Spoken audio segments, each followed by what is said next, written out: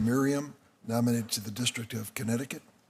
Judge Karen Williams, nominated to the District of New Jersey. 2 nominees to the D.C. District Court, Cobb and Judge Florence Pan.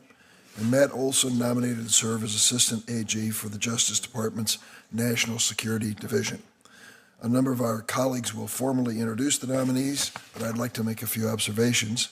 First, with these nominees, the Biden administration and the Senate continue to bring diversity and professional balance to the bench. Today's slate includes Myrna Perez, who will be the first Latina to serve on the Second Circuit since Justice Sonia Sotomayor. We will also hear from Florence Pan, who will be the first Asian American woman to serve on the D.C. District Court. The slate also includes 2 sitting federal magistrate judges, a judge of the D.C. Superior Court, who was previously an assistant U.S. attorney, and a former D.C. public defender. And in Mr. Olsen, we have an accomplished national security expert who spent decades working to protect America from enemies foreign and domestic. We have a civil rights champion in Ms. Perez, who's devoted her career to protecting and defending America's right to vote. It is a fitting time for her to join the bench, particularly after late rulings by the Supreme Court. I won't go into detail here in an effort to make sure that we get to the nominees as quickly as possible. But make no mistake, voting rights are a major issue and will continue to be for some time. I'm thankful for President Biden in putting forward nominees like Ms. Perez, who have such extensive experience. She has an impressive career as a litigator and an advocate, and an incredible insight into the impacts that restricted voting laws have on minorities. This type of legal experience is underrepresented on the court, and it's rare to see a voting rights attorney nominated to the federal bench. This perspective will bring diversity to our courts. Ms. Perez's record shows she's driven by her dedication to serving others and the Constitution. Before turning over to Ranking Member Grassley, I'd like to introduce 2 of the District Court nominees. Eleanor Holmes Norton was unable to make it this morning. Cobb and Judge Florence Pan, both nominated to the D.C. Circuit District Court. Both of these nominees have her support, and she submitted statements for the record. I'm privileged to introduce Ms. Cobb this morning. Not only is she an excellent nominee, but she is an honorary Illinoisan, having attended college at Northwestern and then clerked in Chicago for my friend Judge Diane Wood on the Seventh Circuit. After graduating Harvard Law, clerking for Judge Wood, Ms. Cobb began her career in D.C. as a public defender, representing indigent defendants charged with criminal offenses. For the past 9 years, she has worked as at the national civil rights firm Relman and Colfax, representing plaintiffs in fair housing, disability rights, and employment discrimination claims. Ms. Cobb's extensive courtroom experience has undoubtedly prepared her for roles that await her on the U.S. District Court for the District of Columbia. In the past 15 years, and this is remarkable, anyone who's practicing law today will know it is, Ms. Cobb has tried more than 30 cases to verdict, both criminal and civil, and during her 6 years as public defender, she handled more than 200 cases and appeared in the court almost daily. It's an incredible record, and I wish we could look to that for every nominee who's coming before us. Having represented both sides in the courtroom, she understands that she needs to be a voice in our nation's court so that the law is applied even-handedly. Next, I'll introduce Judge Florence Pan, also nominated to the D.C. Court here in D.C. After graduating summa cum laude with 2 bachelor's degrees from the University of Pennsylvania, Judge Pan received her law degree with distinction from Stanford. Then clerked for Judge Michael Mukasey, well known to this committee, on the U.S. District Court for the Southern District of New York, and Judge Ralph Winter on the Second Circuit. Before her appointment to the D.C. Superior Court, Judge Pan spent her entire legal career in public service. She was selected for the prestigious Bristow Fellowship in the Office of the Solicitor General. She was an attorney in the appellate section of the Criminal Division of the Justice Department and a senior advisor in the Treasury Department. Finally, she served as Assistant U.S. Attorney for the District of Columbia for a decade, litigating local and federal courts at the trial and appellate level. In 2009, President Obama nominated her to serve on the D.C. Superior Court. She was confirmed by a voice vote. She was also nominated to the D.C. District Court by President Obama and favorably reported out of this committee by a voice vote in 2016. However, the majority leader at the time refused to hold a floor vote on her nomination before the end of the 114th Congress. Upon confirmation, Judge Pan would become the first Asian American woman to serve on the District Court for the District of Columbia. With that, I turn to my colleague, Senator Grassley. Congratulations to all the nominees. I'll start by addressing the nominee of Myrna Perez for the Second Circuit, New York. Ms. Perez is a civil rights lawyer focused on voting rights. I think it's good for the president to look beyond the usual talent pools in picking judges. President Trump, for example, nominated a number of civil rights lawyers to the federal bench. Of Louisiana, Matt Kaczmarek in Texas, and Sarah Pitnick in Missouri were all civil rights lawyers for significant portions of their careers.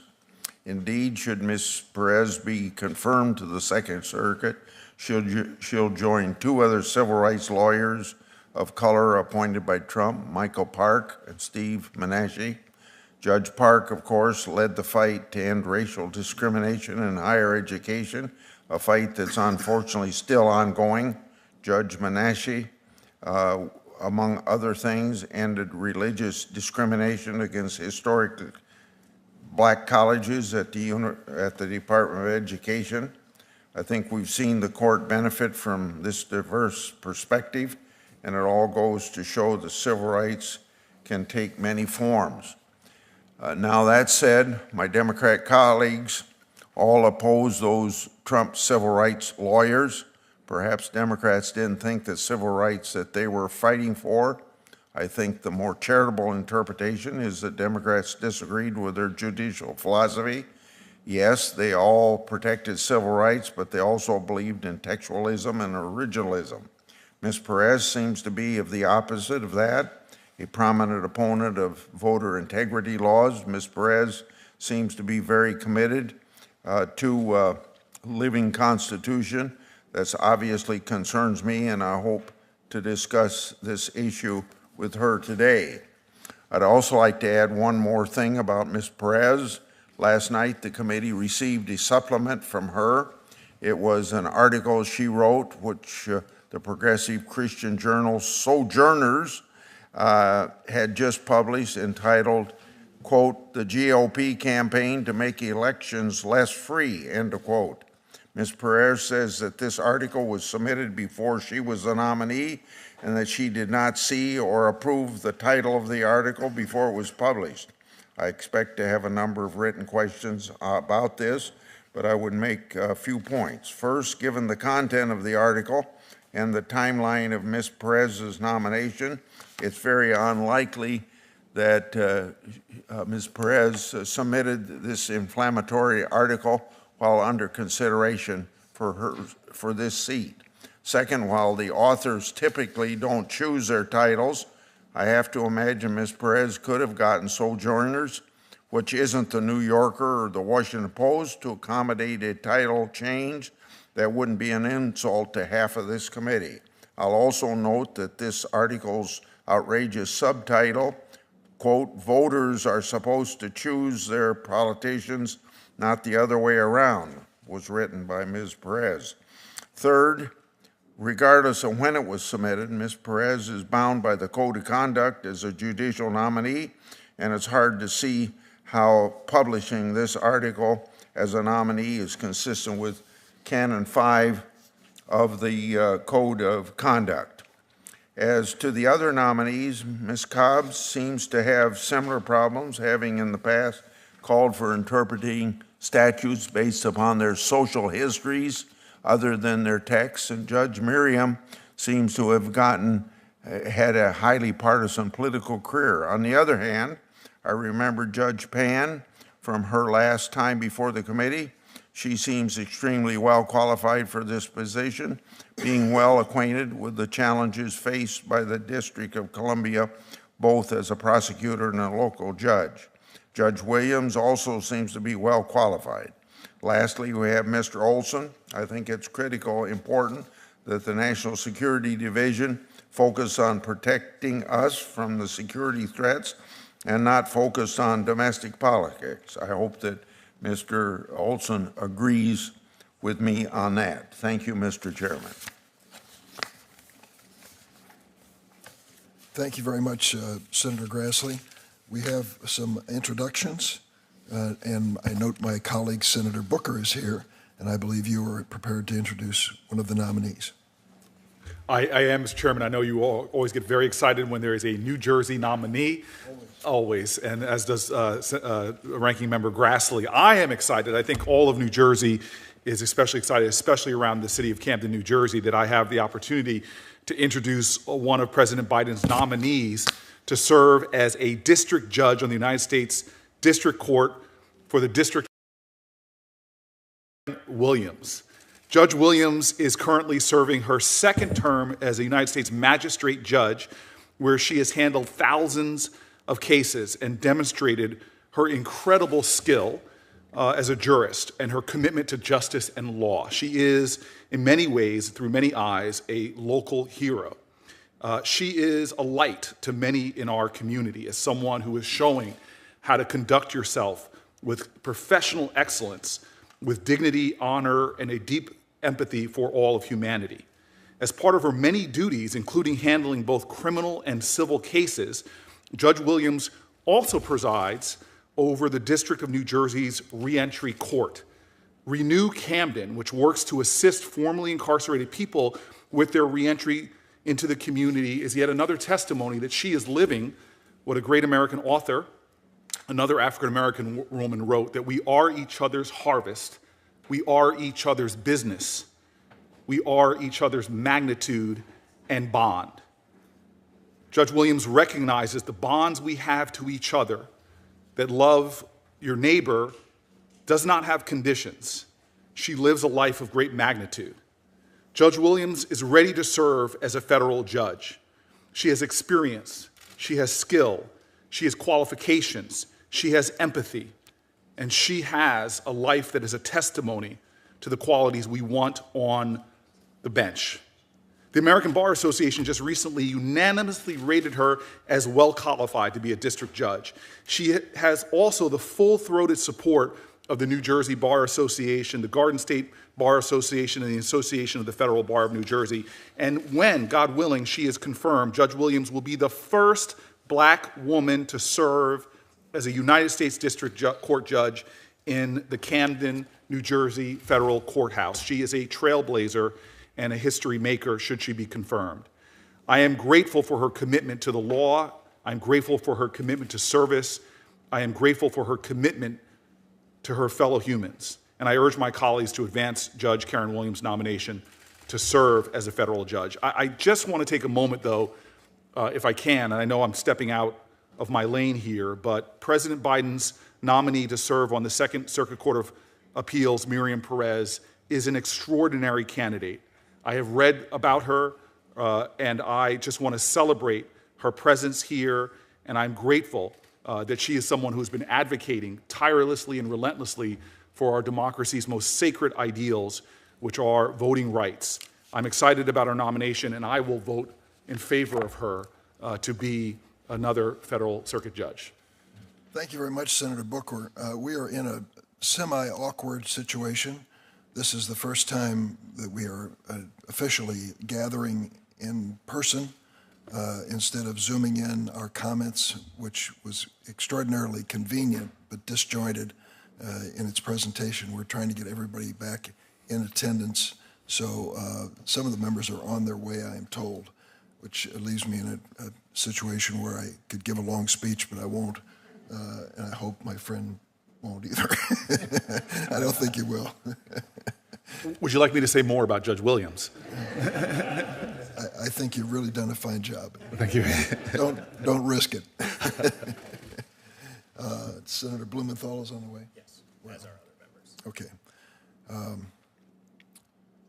So there you are. I think we'll just go ahead with Reverend Perez. So we could have. Turn the mic on.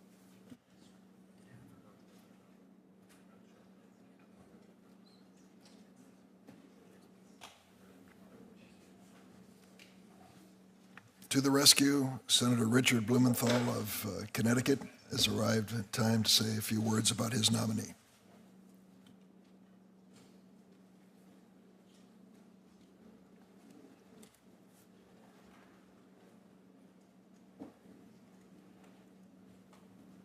Thanks, Mr. Chairman, and thanks for giving me this opportunity. I'm enormously honored and proud to be introducing Sarah Merriam today. Sarah Merriam is the lawyer we all want to grow up to be after we graduate from the Yale Law School. And I say that as a dad of a daughter who has just graduated from the Yale Law School and would do well to emulate her extraordinary community service.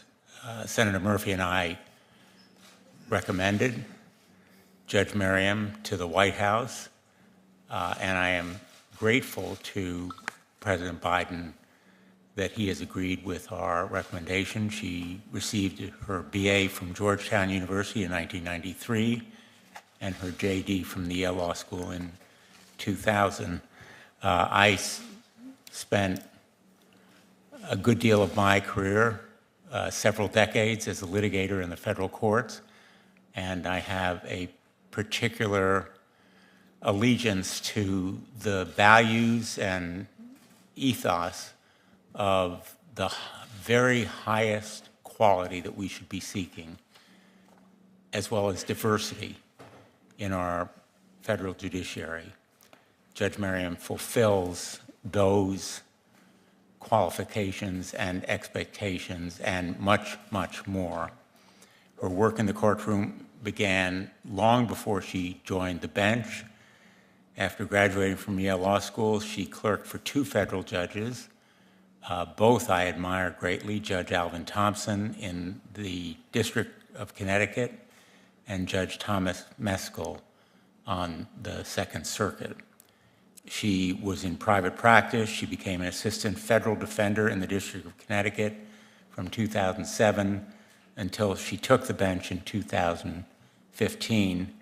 And I am really just thrilled that federal prosecutors agree with Senator Murphy and myself. Their statement is in the record. So do members of the private bar. Their statements are in accord. And I will just say that Judge Merriam really embodies the highest ideals and traditions of our federal district court in Connecticut. As a former United States Attorney and Attorney General for our state, I'm very proud to recommend her to this committee. And thank you, Mr. Chairman. Thanks, Senator Blumenthal. Senator Murphy? Thank you very much, Mr. Chairman. I know you have a busy agenda ahead of you and a number of our colleagues who want to introduce the nominees. Let me just associate myself with the remarks of Senator Blumenthal. I don't know that you're going to see a nominee before this committee who has, I think, a more important breadth of experience in the legal field than Judge Merriam. She has been an advocate for working people. She has been a very capable lawyer in private practice. As mentioned, she spent the bulk of her career as a federal public defender, and now she has been a very well-regarded federal magistrate, someone who comes to this hearing with deep experience in the federal court system. So I think her resume and her testimony will speak for itself. I come to you today as someone who has known Judge Merriam for 20 years, both professionally and personally. I will tell you candidly that when I began my time in public service, Sarah was someone that modeled just a unique combination of joy and compassion, hard-headedness, common sense, that to me caused me to choose to pursue a life in the service of the people of Connecticut. All of us, I think, have one or two of those people that we were able to interact with early in our career that inspired us to decide to pursue a life in public. And Judge Miriam is one of those people for me. And so from a very personal standpoint, I am incredibly humbled to be able to stand here today and to recommend my friend, to recommend one of Connecticut's brightest legal minds to this committee. Lastly, I'm just so glad that she's here with many of her family members, that others are watching from home. As she will mention, they are a big part of the reason why she is here today. They are all good and close friends of mine, and so I welcome the extended Miriam family to this meeting. Ahead of you, very, very pleased to add my words of introduction to those of Senator Blumenthal. Thanks, Senator Murphy. Senator Menendez. Well, thank you, Mr. Chairman, Mr. Ranking Member, and distinguished members. It's my pleasure to join my colleague, Senator Booker, distinguished member of this committee, to introduce Karen Williams, an exceptionally qualified nominee for the U.S. District Court for the District of New Jersey, where she has served as a U.S. magistrate judge for more than a decade. If confirmed, she would be the first Senate-confirmed African-American federal judge to sit in the District of New Jersey's Camden Courthouse. Yet it is the breadth and diversity of her experience in the field of law that makes her such an incredibly strong nominee. Originally from Long Island, Judge Williams attended Penn State University on a track scholarship, and she's never looked back, and started out her career as a wage analyst at the New York University Medical Center. Then after her mother took a job managing labor relations for the Golden Nugget Casino in Atlantic City, she relocated to Egg Harbor Township and earned her JD from Temple University Beasley School of Law in Philadelphia, and she has called South Jersey home ever since. Prior to her appointment as a U.S. magistrate judge, she spent 17 years practicing employment and labor law at the firm of Jasinski and Williams. There, she defended workers' rights, negotiated collective bargaining agreements between unions and local municipalities, and led litigation before state and federal courts. In 1998, Judge Williams successfully argued on behalf of Atlantic City before the New Jersey Supreme Court in a case that affirmed the local fire department's ability to discipline a firefighter for hurling racial epithets at a police officer. Since her appointment as a U.S. magistrate judge in 2009, Judge Williams has displayed an unyielding commitment to the fair administration of justice, to equal rights under the law, to a deference to precedent, and to the safety of our communities. Indeed, two of the most notable cases she has presided over involve threats to public safety. One case concerning an individual accused of planning attacks on synagogues, and another involving a defendant who advocated for rioting and looting during protests against police brutality during the death of George Floyd.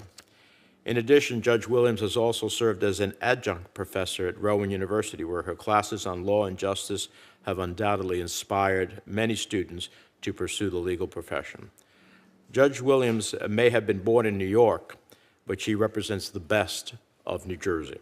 I have complete confidence in her judgment, her values, her intellect, and her capacity to serve as a U.S. District Court judge for the District of New Jersey.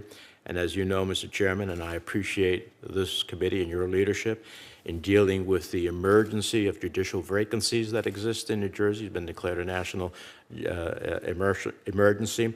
The committee has been moving through nominees. I urge the committee's support for her nomination as well to help us meet that challenge. Thanks, Senator Menendez. And I might say to you and Senator Murphy, I know you have a busy schedule, and if you'd like to leave at this point, it's perfectly acceptable.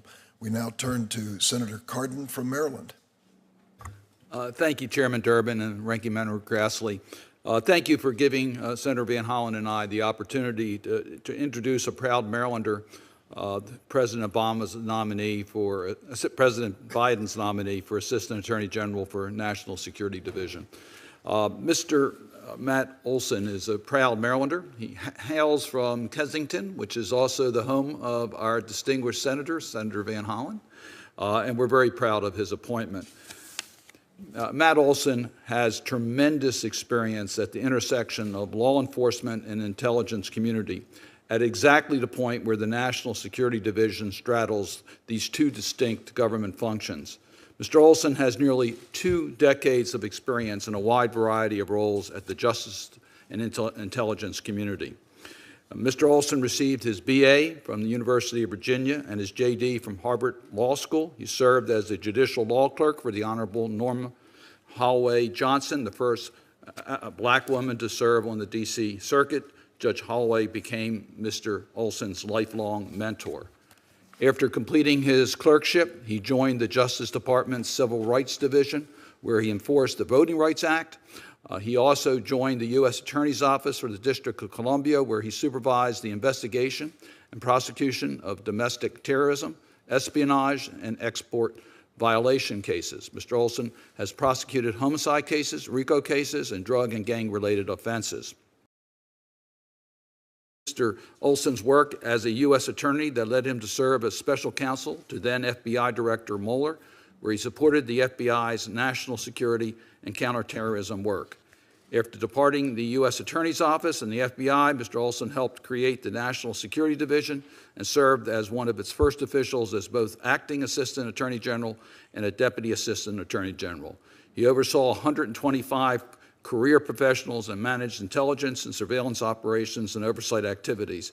In this role, he worked closely with the intelligence community. As the National Security Division, Mr. Olsen led the Justice Department's participation in the interagency Guantanamo Review Task Force created by President Obama to evaluate the status of individuals detained at Gitmo Bay, which, as we all know, is an extremely difficult assignment.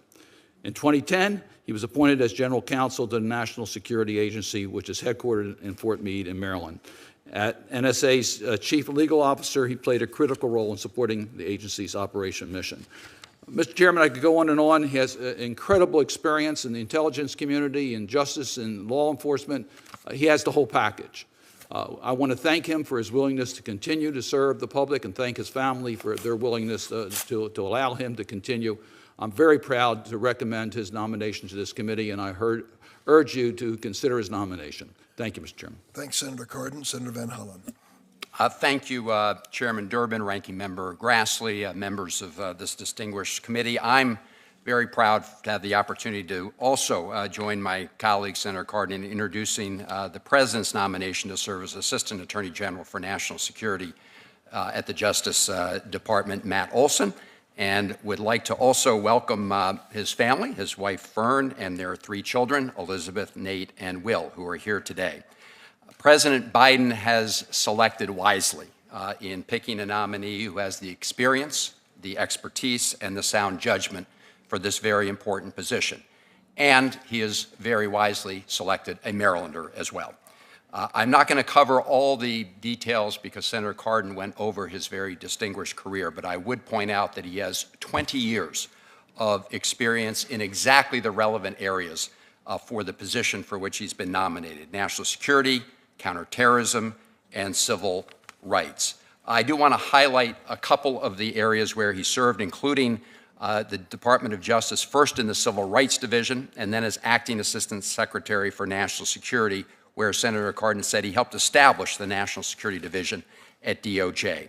His service as General Counsel at the National Security Agency, covering issues like cybersecurity and surveillance law, will also prove very important in his new position if confirmed.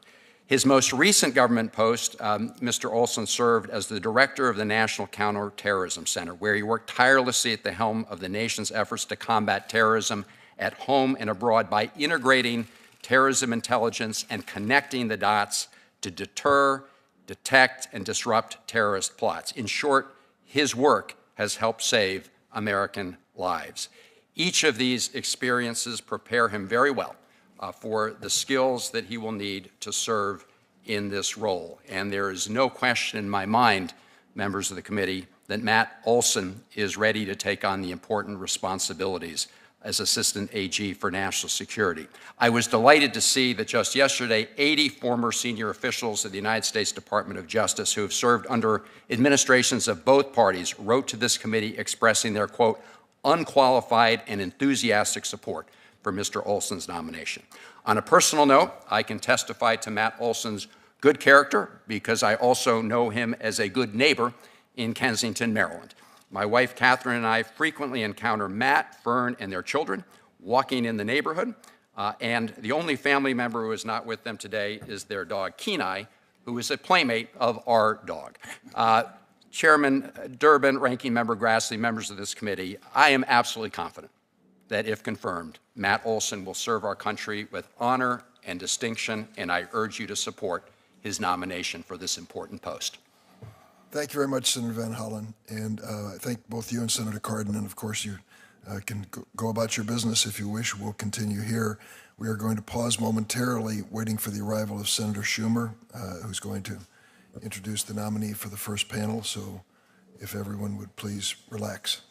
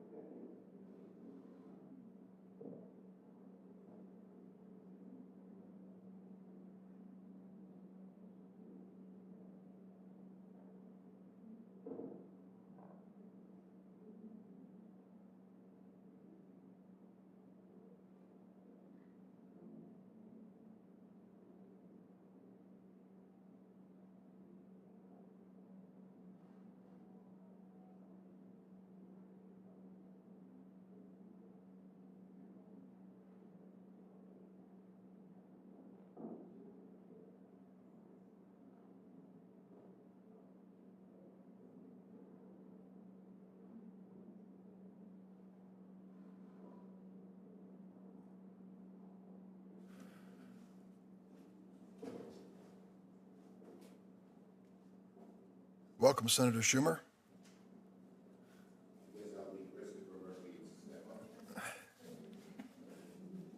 The floor is yours. Thank you, Mr. Chairman. And I want to thank you and my colleagues on the Senate Judiciary Committee. It's always a pleasure to be back here, where I served many happy years. In fact, if you add up my time on the House Judiciary Committee and the Senate Judiciary Committee, it's 1982 to 2016. It's a lot of years. So it's glad to be back. And it's particularly glad to be back for the reason I'm here today. It's my honor, my true honor, to introduce a nominee to the committee for the Second Circuit of New York, Myrna Perez, an experienced litigator, one of the foremost election lawyers in the country, whom I was so proud to recommend to President Biden. Myrna Perez's life is a quintessentially American story. The daughter of Mexican immigrants, Myrna grew up in San Antonio, not quite Brooklyn, where her dad served in the Air Force and her mom worked as a waitress and then at the post office. As she will tell you, her upbringing was steeped in the immigrant experience of many first-generation Americans. There was a constant struggle against racial, social, and language barriers as the Perez family found its place in America. In fact, when Myrna was a kid, her aunt would take her to the polls on Election Day. Even in her early years, she saw firsthand how cultural differences and Byzantine rules made it immensely difficult for Americans like her to engage in the political process, foreshadowing a career dedicated to the defense of voting rights and equal representation for all Americans. And make no mistake about it, and it was no mistake, rather, that she chose the legal profession as a means to achieve that noble goal. Myrna's family will tell you the story of how once, as a kid, she protested that her cousin tried to keep a fish he caught that was technically below the legal size for catch and keep. Remember what kind of fish it was? It was probably a trout, right? A trout. A trout. We have those in New York, too.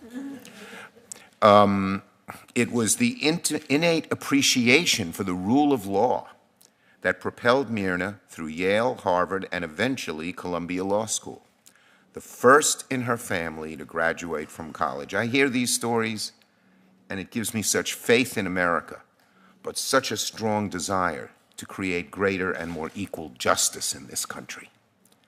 We have so much potential. We are such a wonderful country. We just have to live up to it.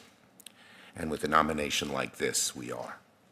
After 2 clerkships on the federal bench, Myrna worked as a civil rights fellow in private practice before joining the Brennan Center for Justice at NYU, of course named after the great Justice Brennan.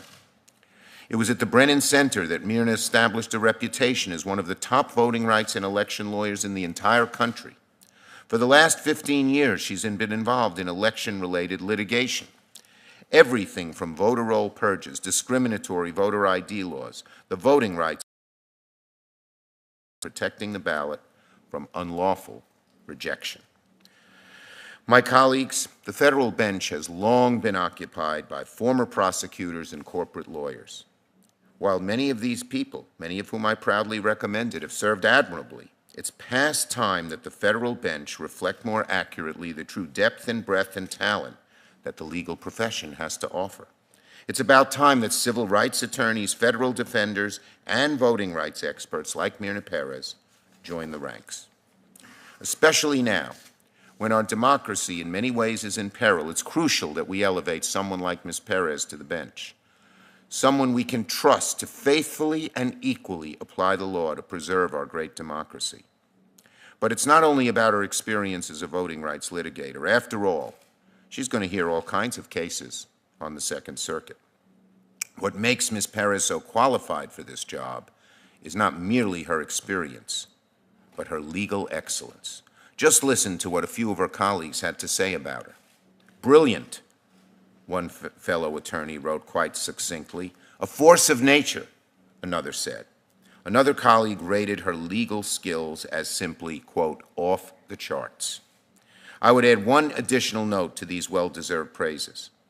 Ms. Perez will serve as the first Latina to sit on the Second Circuit Court of Appeals since then Judge, now Justice, Sonia Sotomayor, whom I had the great honor of recommending to President Obama for a seat on the highest court.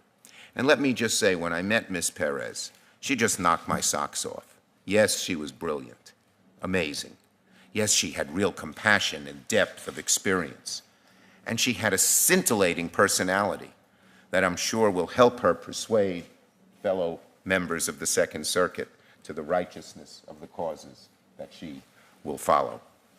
So I can think of no one more fitting to carry on Justice Sotomayor's legacy on the Second Circuit than Myrna Perez.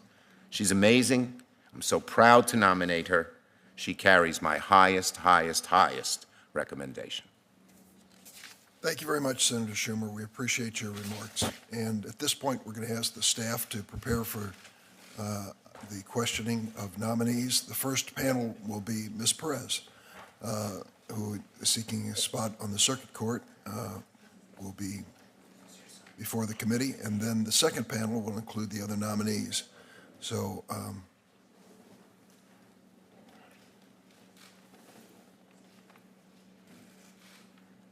Senator Schumer is working this like a high school graduation. And he's attended many. I've spoken at over 100 of them virtually this year. Graduations. I'm sure virtuously, too. Ms. Perez, why don't we ask you to please stand to be sworn?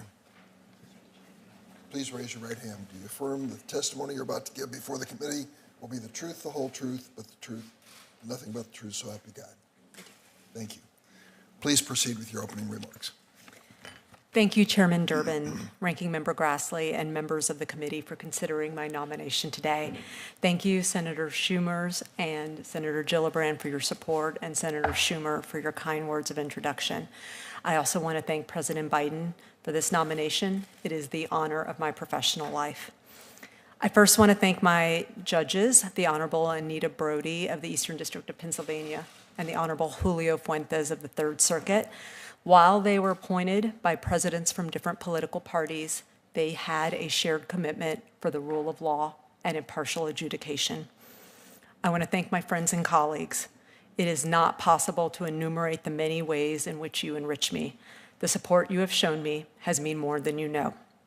I want to thank my church family, St. Matthew's Evangelical Lutheran Church, my extended church family of Crossroads Prison Ministry, and Grace Van Voorst Episcopal Church for all of their prayers. They availeth much. In the hearing room is my cousin Hector Bettis, standing in for my many wonderful cousins on the Bettis and Garza side of my family. And of course, I want to thank my many aunts and uncles who played such a big part of my life during my formative years. To my cousins, my aunts and my uncles, my brother, my nieces and my nephews, thank you for the love from afar. My husband, Mark Munsell, is here. He is a devoted father and a really good sport about going along with my various community projects. Mark also gifted me with a bonus family who welcomed me with open arms. My Bettis Jr. came in from Texas to be here today. They immigrated from Mexico to the United States as children, and while I never heard any complaints, I never heard the words discrimination or poverty, even as a young child, I knew that much of their life was very challenging and full of hardships. But to their credit, they never communicated anything but gratefulness for what they had. They taught me to be resilient. They taught me to be resourceful. They taught me to be independent. They taught me to be self-reliant. And they taught me to set high standards for myself and to work very hard to achieve them. But most importantly, they taught me that on my worst day, I am still better off than most of the world on their best. And finally in the room is my beloved son. He is my greatest source of strength, joy, and inspiration. Thank you so much, members, for giving me a moment to thank all the people who got me here today. I look forward to your questions. Thank you very much, Ms. Perez. Let me, before we go into a few questions, say a few words about the disclosure yesterday of the article that was published in Sojourners magazine. Let me tell you that I have taken a look at the standards of the committee and believe that you are in total compliance both with the letter and spirit of the rules and law. You submitted to the committee an article which had been submitted for publication in May of this year, before your nomination to the Second Circuit, and that article was published online yesterday. We have the letter of transmittal from you with the article in a timely fashion. Question 12A of the Senate Judiciary Questionnaire requires nominees to provide all published materials, including materials published on the internet, to the committee. The question does not, however, require nominees to produce unpublished materials, so you complied completely as soon as it was published. I might also say that I read it, and having read it, some may take exception, I certainly believe they will. I would gladly give your article as a speech from me personally on the floor of the Senate any day of the week. I agree with what you said to the letter, and I would also say that it is factually correct in every aspect that I'm aware of. So we may disagree on policy. That's the nature of this United States Senate and our body politic. But in terms of the article itself, as I said, I believe that it's accurate, and I would embrace it. The only reference to the Republican Party was in the title, and that you said was not your choice, but the editor's choice. It speaks of issues in state legislatures without any partisan identification on that. But let's go further with this. You've worked with the Brennan Center, and Senator Grassley raised a point which is entirely valid. We raise this point all the time. Do you come to this really awesome responsibility with a bias? I think the world of Justice Brennan and what he did on the Supreme Court. As a matter of fact, I think there's a quote in here. Let me find it because it's worth remembering. There's a quote that said that Justice William Brennan was probably the most influential justice of the century. And the source of that quote was Anton Scalia. So Brennan himself was a well-respected man, and I have turned to the Brennan Center many times when there are questions of policy that they have looked into. What would you say of your own philosophy? textualist, originalist. I don't know all the terminology of the Constitution. Please, the floor is yours. Certainly, Senator Durbin, thank you so much. I think the first place you start when examining the Constitution or a statute is with the text. It is the most probative example of how it should be interpreted. I think if on its face the text is not clear, you would then look to precedent, and if confirmed, I would be looking to precedent both from the Supreme Court and the Second Circuit. If that still doesn't answer the question, you look to canons of construction. You perhaps approach a legislative history, but there is more than 230 years of jurisprudence in this country, and there is relevant and probative jurisprudence on quite a number of issues. But you start with the text, sir. Members of the Senate and many others swear allegiance to that Constitution, to defend it. People have given their lives in defense of that Constitution. And yet I would say, my own personal opinion, as great a document as it is, and it is great, it is not perfect. Its treatment of African Americans, women, and others reflected the mores and standards when the Constitution was written. So I would just say, and you don't have to comment, that I am not a literalist when it comes to characterizing two-thirds of a citizen, and not including women in the right to vote. That, to me, is a reflection of the times, and thank goodness those times have changed. Speak to me, if you will, though, about the right to vote. That is the central issue that we're discussing in so many aspects. A group of Texas legislators decided to come to Washington so that they wouldn't make a quorum in Texas over controversy involving a voting rights law. People feel very intensely about it. Comment on that, if you would. Senator, the right to vote keeps us free.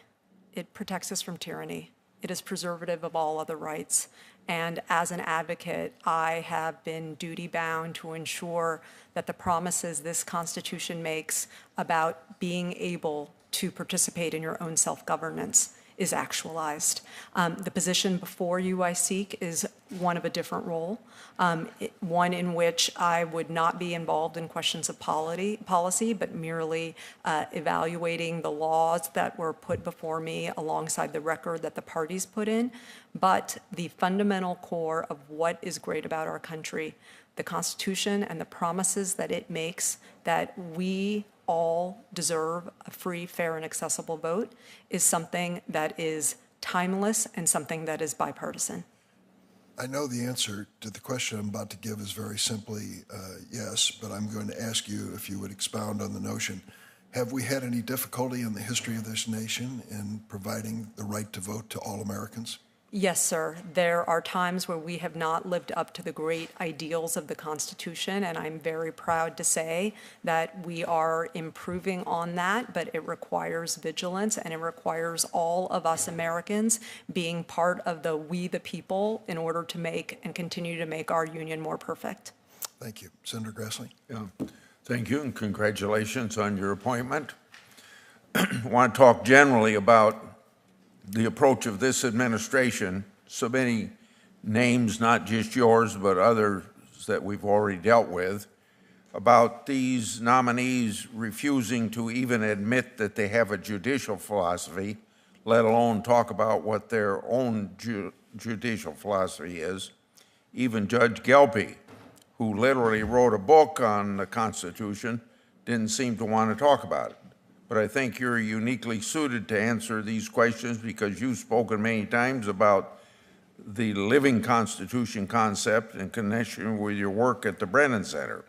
What does the living Constitution concept means to you? You obviously agree with the living Constitution as a method of constitutional interpretation. Senator Justice Brennan made famous and popular the idea of a living constitution. Obviously, I've never spoken to him about what it meant or what his interpretation meant. I do think as a nominee, I believe and am comfortable saying that the Constitution is an enduring document.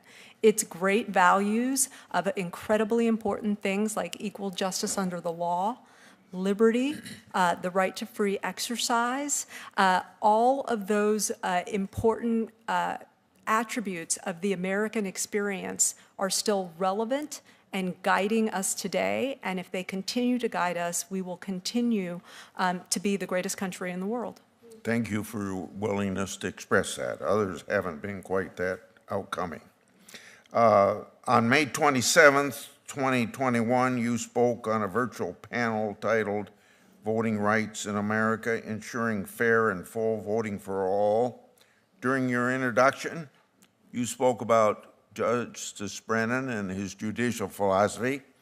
You also went on to say, quote, "If you're one of these people who think that we were at our best when our country was first founded and didn't include women or people of color or people without property in the electoral process, this is probably not the conversation for you," end of quote.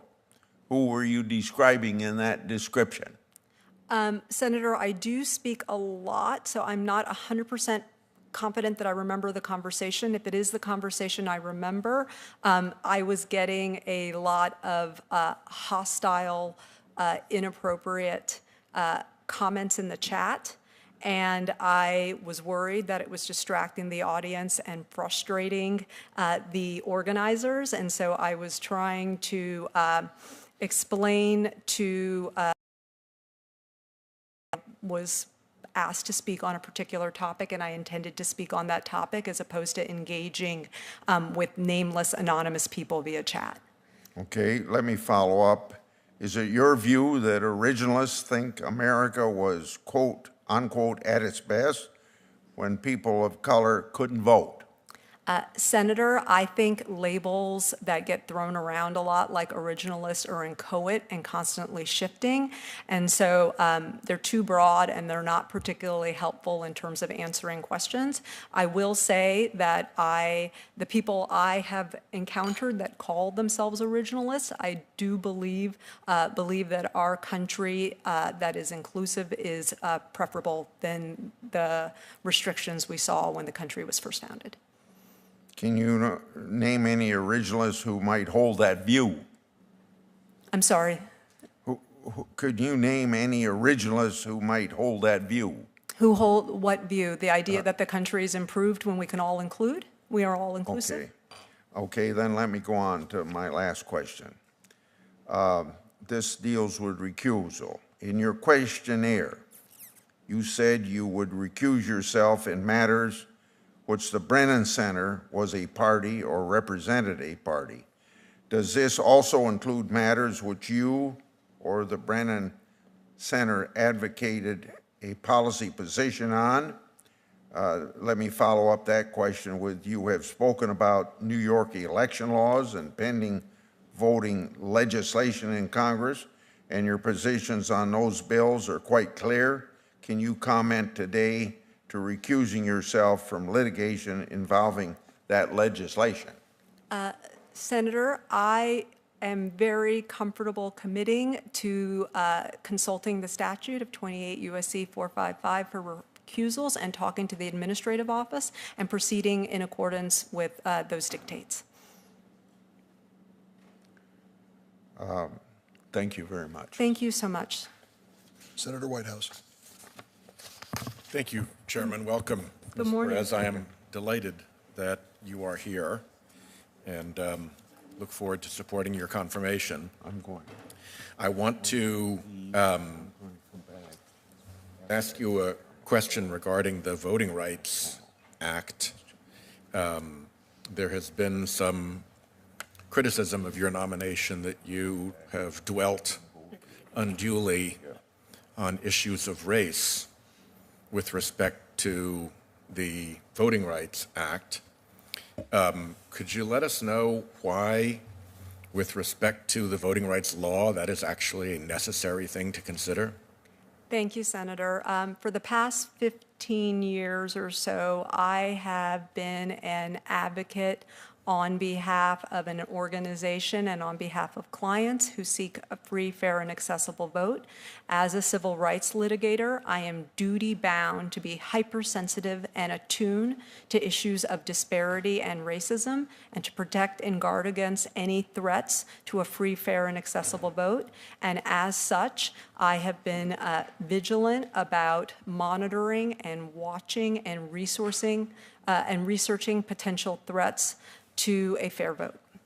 And in fact, Section 2 of the Voting Rights Act makes it actionable to deny or abridge the right of any citizen of the United States to vote on account of race or color, does it not? That is correct, sir. So that's actually in Part the of- law, Part of my job, sir. part of your job. And it's part of your job because it's part of the law. That is correct, sir. Yeah.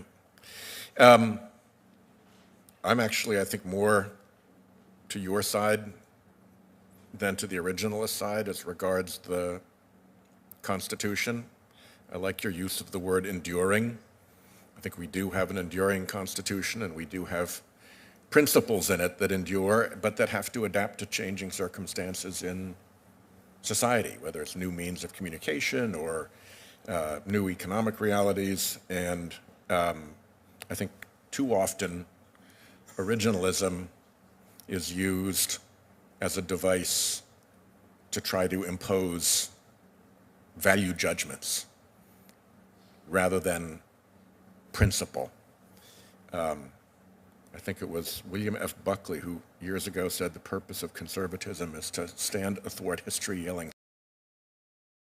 I think the Constitution is designed that way. So I just want to say I appreciate your perspective. I tend to share it, and I think your use of the word enduring is a very appropriate one. I don't know if you want to elaborate on that in any respect, but thank you for saying that. I would say, Senator, that I love the Constitution. I love the principles it sets out. I love that under the Constitution we are all equal under the law, that we all have a right to life, liberty, and the pursuit of happiness.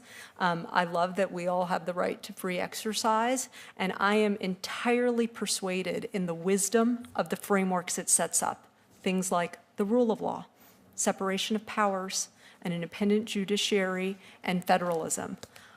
As part of those frameworks, it allows us as Americans to live up to our ideals. So those frameworks improve our values, and those values guide our framework. And I think together, the country is getting stronger and can get stronger.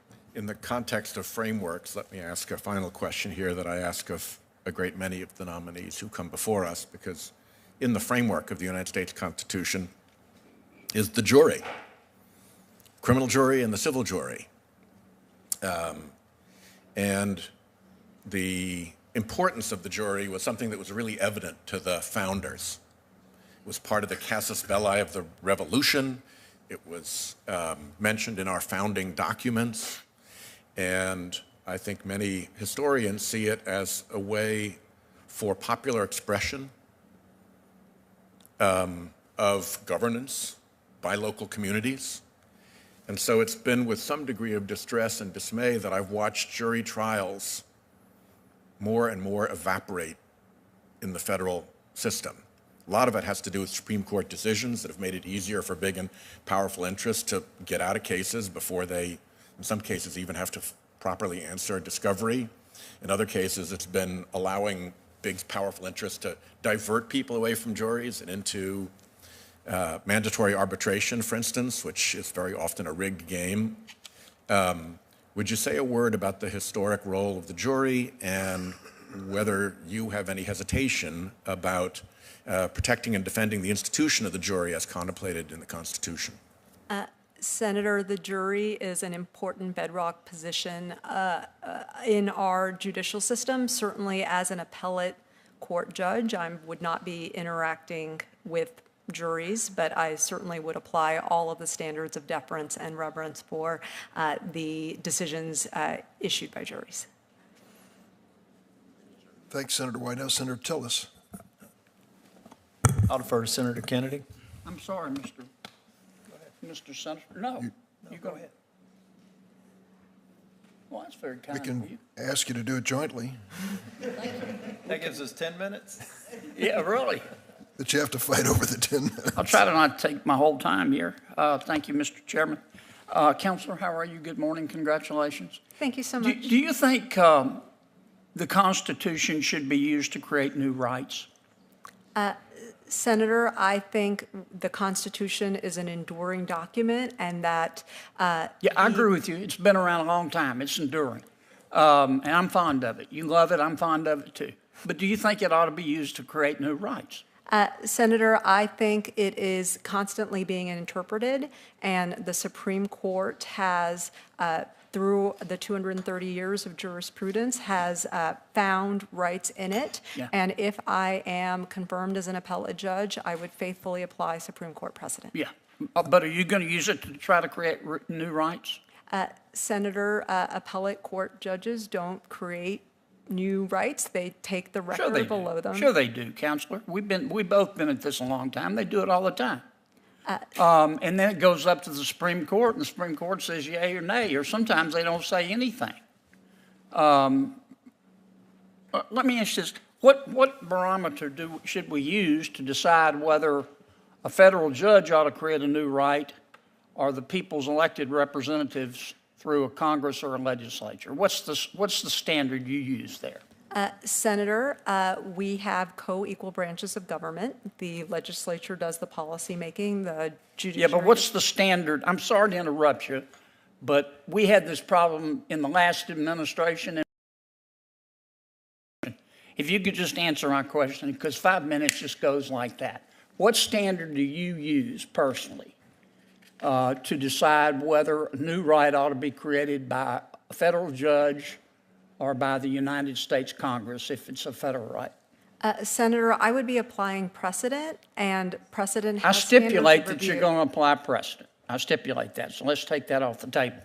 What standard should be used to determine whether a new right ought to be created by a court, a federal judge, unelected, appointed for life, or a United States Congress? Senator, appellate courts have standards of review when looking toward lower court decisions, and I would apply Come on, that standard. Counselor, you're not answering my question. It's a real simple question, and you're very smart, and you know what I'm asking. You believe in a living Constitution, okay? I get that. That's a legitimate point of view. You say you don't understand what an originalist is, but I don't think you're being candid there. But this is what let me ask my question again. What standard should be used to decide if you're going to create a new right in the Constitution, whether that right ought to be created by a federal judge or the people's elected representatives? Very simple. Senator, the federal courts are of limited jurisdiction. The appellate courts sit in between a Supreme Court. Okay, you're not going to answer it. I get it.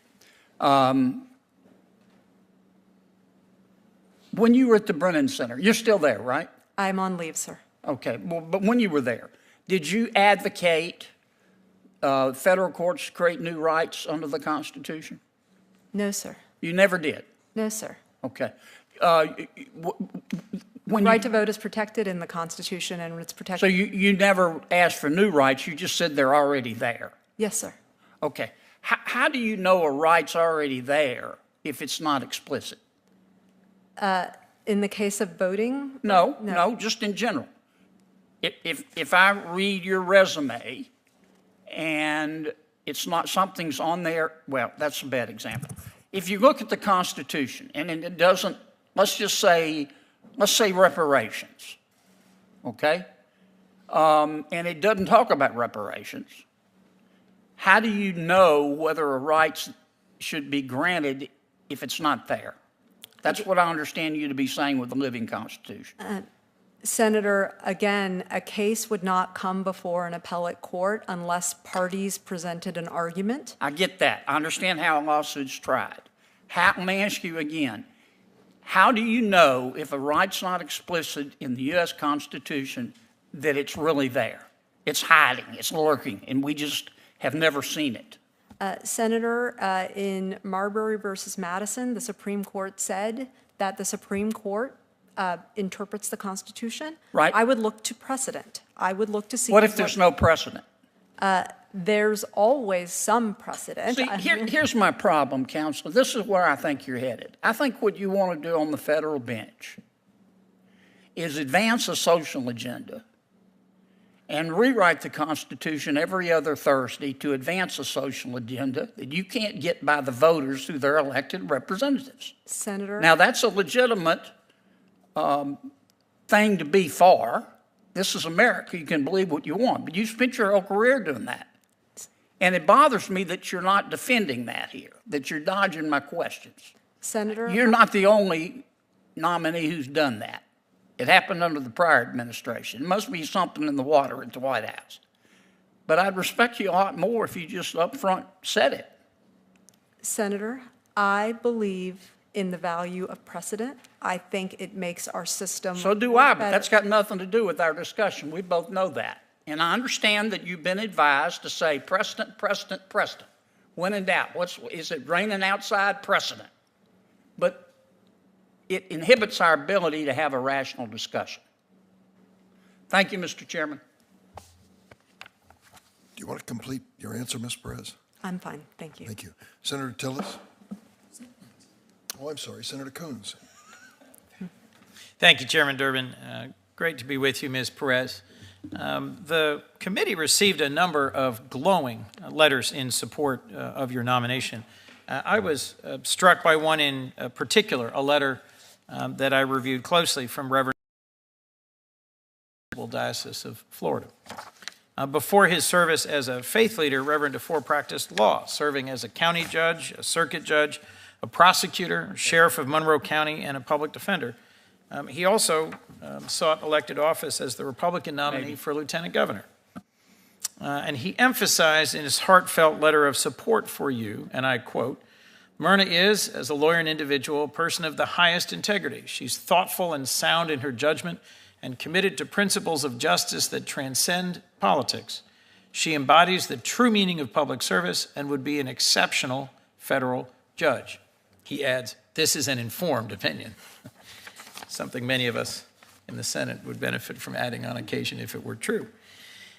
Given this informed opinion that I assume is rooted in your close work together, I'd just be interested in learning more about your work with the Reverend and former judge and sheriff on criminal justice issues. What motivated you to engage in that work, and what lessons have you taken from that work which you might apply in your future service? Certainly, sir. The Brennan Center takes the position that all Americans who are living and working in the community should be able to have the right to vote. And I have been very fortunate to work with people from all kinds of backgrounds to try and work in the legislative branch primarily to make that so. Reverend Allison is one of the many different kinds of people that I have worked with on this issue. There are quite a number. And I think it is really encouraging that there are still some issues in which we can get bipartisan support for. We've managed to get bipartisan support for criminal justice reform, even on this committee, with the leadership of our chairman. Ms. Perez, I was also struck that your work has included extensive litigation experience, both at the district and appellate level. And I'd like to give you a chance to talk about your litigation experience and its relevance to your service, should you be confirmed in the position for which you've been nominated. How would your experience with complex litigation inform your service as a judge, if confirmed? It would give me a very strong appreciation for what it is that district courts have to do. It would make me be very faithful to the standards of review. It would remind me every day that the parties are the masters of their lawsuits. And it would also bring to me almost 2 decades of experience analyzing constitutional and statutory claims, voluminous documents, a massive amount of motions practice, and would allow me to make sure that I am aware of exactly what it is that parties are doing when they are arguing and prosecuting their cases. That's great. Thank you very much. I appreciate your testimony before this committee today. No further questions. Thank you, Mr. Chairman. Thanks, Senator Kuhn. Senator Tillis. Thank you, Mr. Chairman. Ms. Perez, thank you for being here. Congratulations on the Thank you, honor sir. of being nominated, and to your family. And what's your son's name? His name is Diego Isaías. Welcome. I've got just a couple of quick questions. I was Speaker of the House down in North Carolina when we passed voter ID laws in the state, and I feel like it's difficult for me to understand. I think we have different views about this, but when we tried to do everything we could to make sure that anyone who needed an ID in order to vote, that we would even pay for it, that we would make sure that we gave people not only the opportunity to vote, but fully participate in civil society. When I went through TSA, I had to present an ID. When I checked into a hotel 2 weeks ago, I had to present an ID. When I got prepped for my surgery about 2 months ago for prostate cancer, I had to submit an ID to be admitted into the hospital. And it just seems to me that I'd like for us to get to a point to understand if we want every American to fully participate in every aspect of society, that an ID is a pretty important part of that. I'm not going to ask you, I know where you are on it, so we'll agree to disagree on that. But I did want to ask you about something I think you argued, and there was a ballot harvesting case in the 9th District down in North Carolina. And in that particular case, it was a Republican candidate, so I appreciate, again, your consistency on the issue. But give me an idea in a state like North Carolina where ballot harvesting is not, that is a suppression, a voter suppression measure. Certainly, Senator, I am happy to answer your question. I would, again, recognize that if I am confirmed, I would be taking on a different role, and you are referencing work that I did as an advocate. We examined the issue in North Carolina and found that there was a disadvantage that was occurring because of the illegal activity that happened there. And we responded. For those whose ballots were harvested? Those whose ballots were tampered with and thrown away. And as an advocate, I was duty-bound to call that attention to the public to ensure that I could do everything within my role, that those voting rights of the impacted voters would be vindicated. Do you, just on a broader question, again, I understand the limits that you have because of matters that may come before you, but wouldn't it also follow then that the same rationale for saying that those votes had been suppressed because they had been tampered with opens up ballot harvesting to potential fraud? Senator, the striking the balance between how much restrictions you need to ensure fraud doesn't happen is something that's better suited for the legislature. If I am confirmed, I would merely be evaluating the law and the precedent before me as applied to the facts and the record that the parties put before me. Thank you, Mr. Chair, and congratulations again to the family and the story of your family. Thank you. Thank you. Senator Hawley. Thank you, Mr. Chairman. Thank you, Ms. Perez, for being here. Congratulations on your nomination. I want to just pick back up where Senator Tillis left off when it comes to ballot harvesting. This is an issue that the United States Supreme Court has recently taken up in the Brnovich case. You've had quite a lot to say about the Brnovich case. You've had quite a lot to say in quite a number of the Supreme Court's precedents, which you would be called upon to apply. So I'd like to get your views on those. You seem to be fine and perfectly willing to characterize Supreme Court precedent, so I'd look forward to your testimony here under oath. You said that the Brnovich case was a clear-cut case. The Supreme Court ruled, and you actually characterized some of the arguments in the case made by Brnovich and made by various amici in support of Arizona as outrageous and harmful, including a brief filed by my colleague, Senator Cruz. So I take it you think the Brnovich case was wrongly decided? Senator, my views on the Brnovich case are immaterial because if confirmed, I would be duty-bound to apply it, and I would do so without reservation. Oh, I think they're quite material to get at your judicial philosophy. So let's try again. Do you think the Brnovich case was wrongly decided? You said that the case was clear-cut. The Supreme Court ruled differently than you thought. So I take it you think it was wrongly decided. Senator, I would apply the precedent without reservation. Do you think the Brnovich case was rightly decided? Senator, I would apply the Brnovich case without reservation. It is the law of the land. The country that I care so much about depends upon stare decisis and the application of precedent. Well, that's not what I'm asking you. I'm asking you about your comments on a Supreme Court case, which you will indeed be duty-bound to apply, but I think understanding your view on that case is relevant. Let's try a different one. Shelby County. You said that the Shelby County case gutted voting rights. So you think that case was wrongly decided. Will you be able to apply that case faithfully? Without reservation.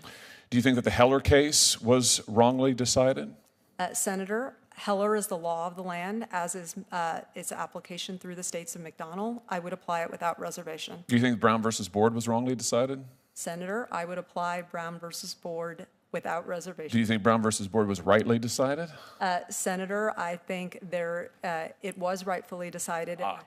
And it was rightly decided. Shelby County was wrongly decided, you say, but you won't say about the Brnovich case, you won't say about Heller.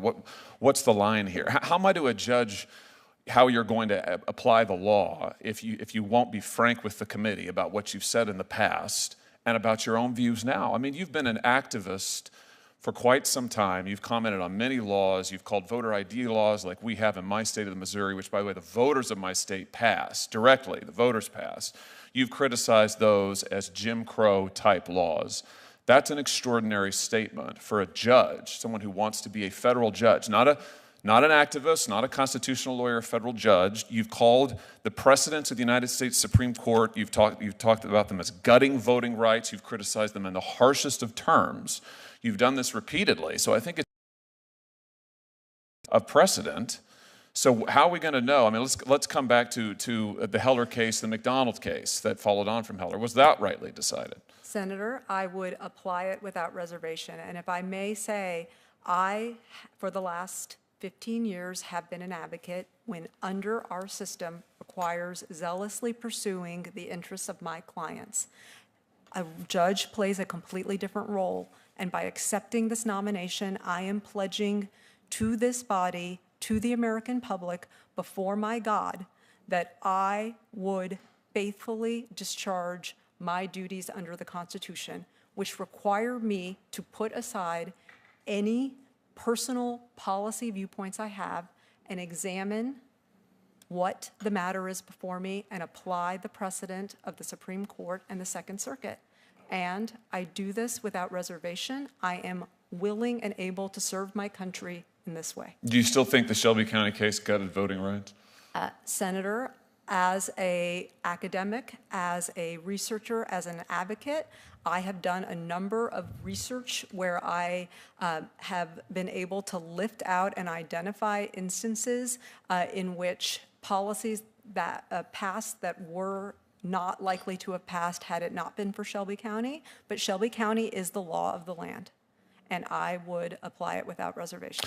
Let's talk just a little bit about your broader judicial philosophy. You've been an advocate of living constitutionalism. You said in 2021 that if you are one of those people who think that we were at our best when our country was first founded and didn't include women or people of color or people without property in the electoral process, then this conversation about living constitutionalism is probably not for you. I take that to be a disparagement of originalism. You've also said that the Constitution is not static or frozen in time, but it has to evolve and be dynamic in order to actualize its principles. So is this the judicial philosophy you would follow in cases of first impression? When you don't have a controlling precedent point, you have to construe the Constitution.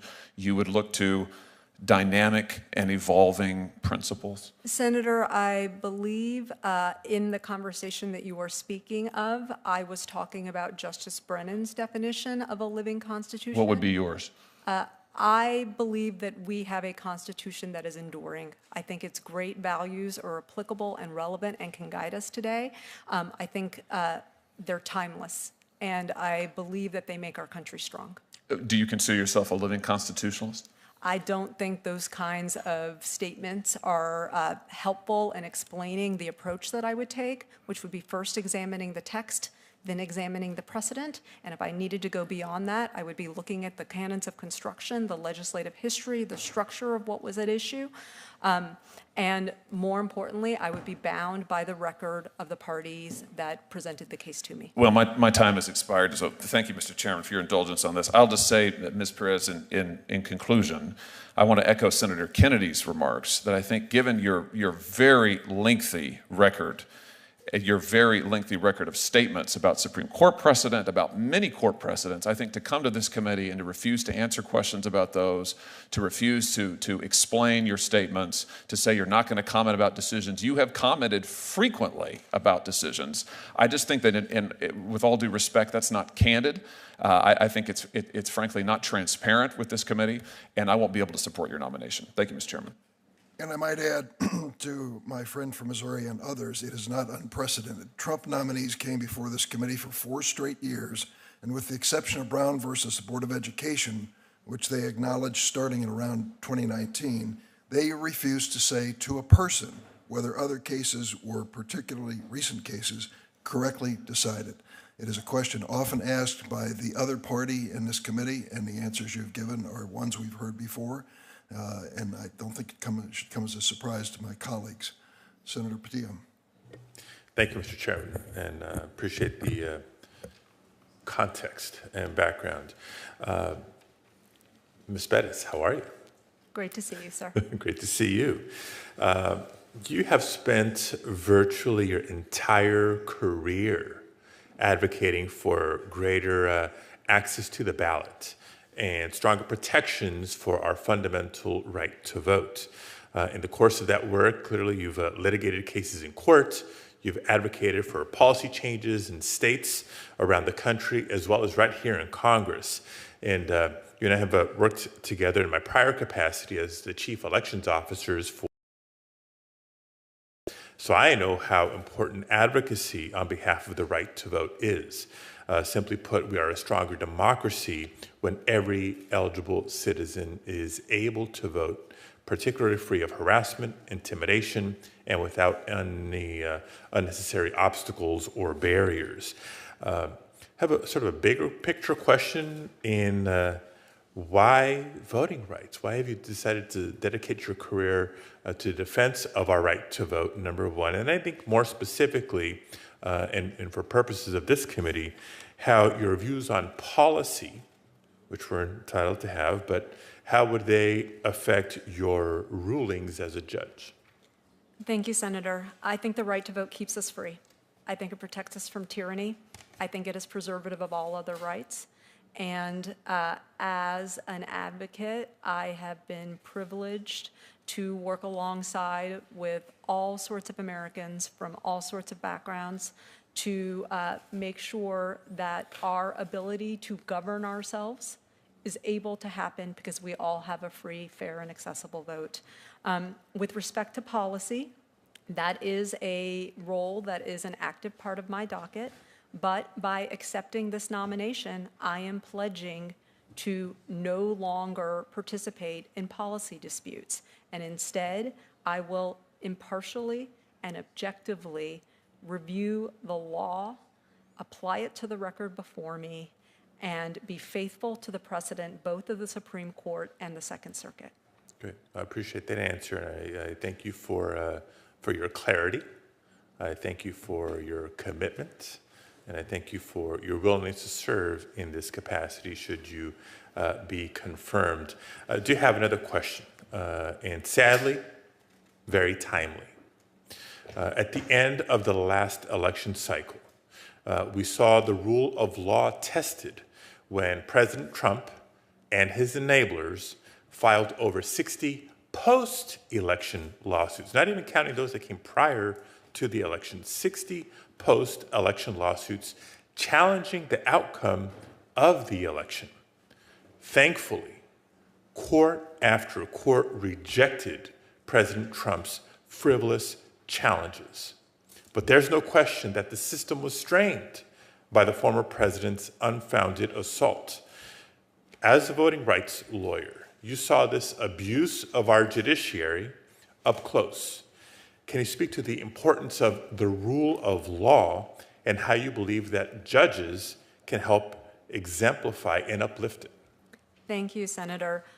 The rule of law is a foundational principle. It is all over the way that our country works, in addition to things like an independent judiciary and separation of powers.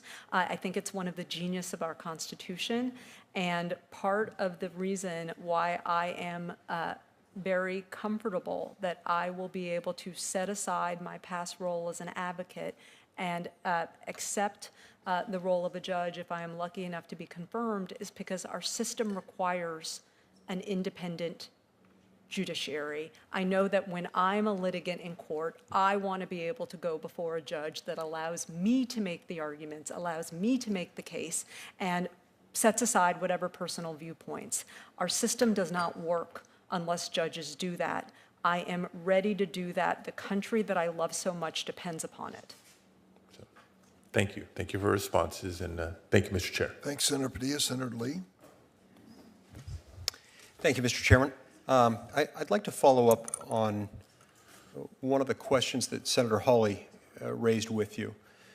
Now, you said that you were referring in those discussions about a living Constitution to Justice Brennan's interpretive style. Is that correct? That is what I believe the quote he was referring to was referring to. And is this the quote in which you said, while you were discussing, I think this was in a panel discussion just a couple of months ago that Senator Hawley was asking about, in which you said, if you're one of those people who think that we were at our best when our country was first founded and didn't include women or people of color or people without property in the electoral process, this is probably not the conversation for you. So I'd like to know first, what conversation is that? I want to understand the context here. What do you mean? What conversation isn't for you? Are you in originalism as believing that we were at our best as a country when we didn't include women or people of color? Senator Lee, as I indicated to Senator Grassley, I do speak a lot, but if I remember that conversation correctly, I was getting a lot of hostile and inappropriate comments in the chat, and it was causing a disruption to the organizers and the planners who seemed to think that I would be engaging in some conversation with them. And so I was trying to set expectations for what the conversation would be like. I understand that. It's good to know, but I'd still like to know what you were referring to. I was trying, if again that was the conversation that I recall, and I believe that it was me attempting to de-escalate some people who believed that that conversation was a source of or was a potential for a back and forth over chat, which I was not going to let it devolve into. Okay. Do you believe that's a fair characterization of originalists? I do not believe that that is a fair characterization of originalist, and I, again, if this is the right conversation that I'm recalling, was trying to de-escalate folks who were disrupting a conversation via chat. Now, in response to Senator Hawley's questions a moment ago, you said you were when referring to the living Constitution, you were referring to Justice Brennan's approach to interpreting the Constitution, and then you said that that would not necessarily be your approach. Did I understand your response to his question correctly? Senator, I am not a judge. I don't have a judicial philosophy yet, but my approach would be to first look at the text, then look at precedent, look at the canons of construction, and keep myself limited to what the parties in the matter presented before me. Okay. Insofar as you were characterizing Justice Brennan's approach to constitutional interpretation, how would you characterize that approach today? What is his approach? What was his approach? Again, I've never spoken to Justice Brennan. I didn't have the pleasure of meeting him. But you said a moment ago you were trying to characterize his approach. He has had quotes about the Constitution not being static, as has Justice John Marshall in McCulloch versus Maryland. What I believe is true, and I believe it's a truism, is that our Constitution is enduring, that it has great values that are universal and timeless, and that those values make our country stronger. Values like freedom of religion, values like liberty, values like equal justice under the law. Okay. So if you were confirmed, are you saying you would not adopt a living constitution approach? Senator, if I'm confirmed, the first place I would look when evaluating a constitution or a statute would be at its text. That is the most probative offering of what a piece of writing means. If required, I would look to precedent from both the Supreme Court and the Second Circuit. If that still didn't answer the question, I would look to the canons of construction, the structure. I understand.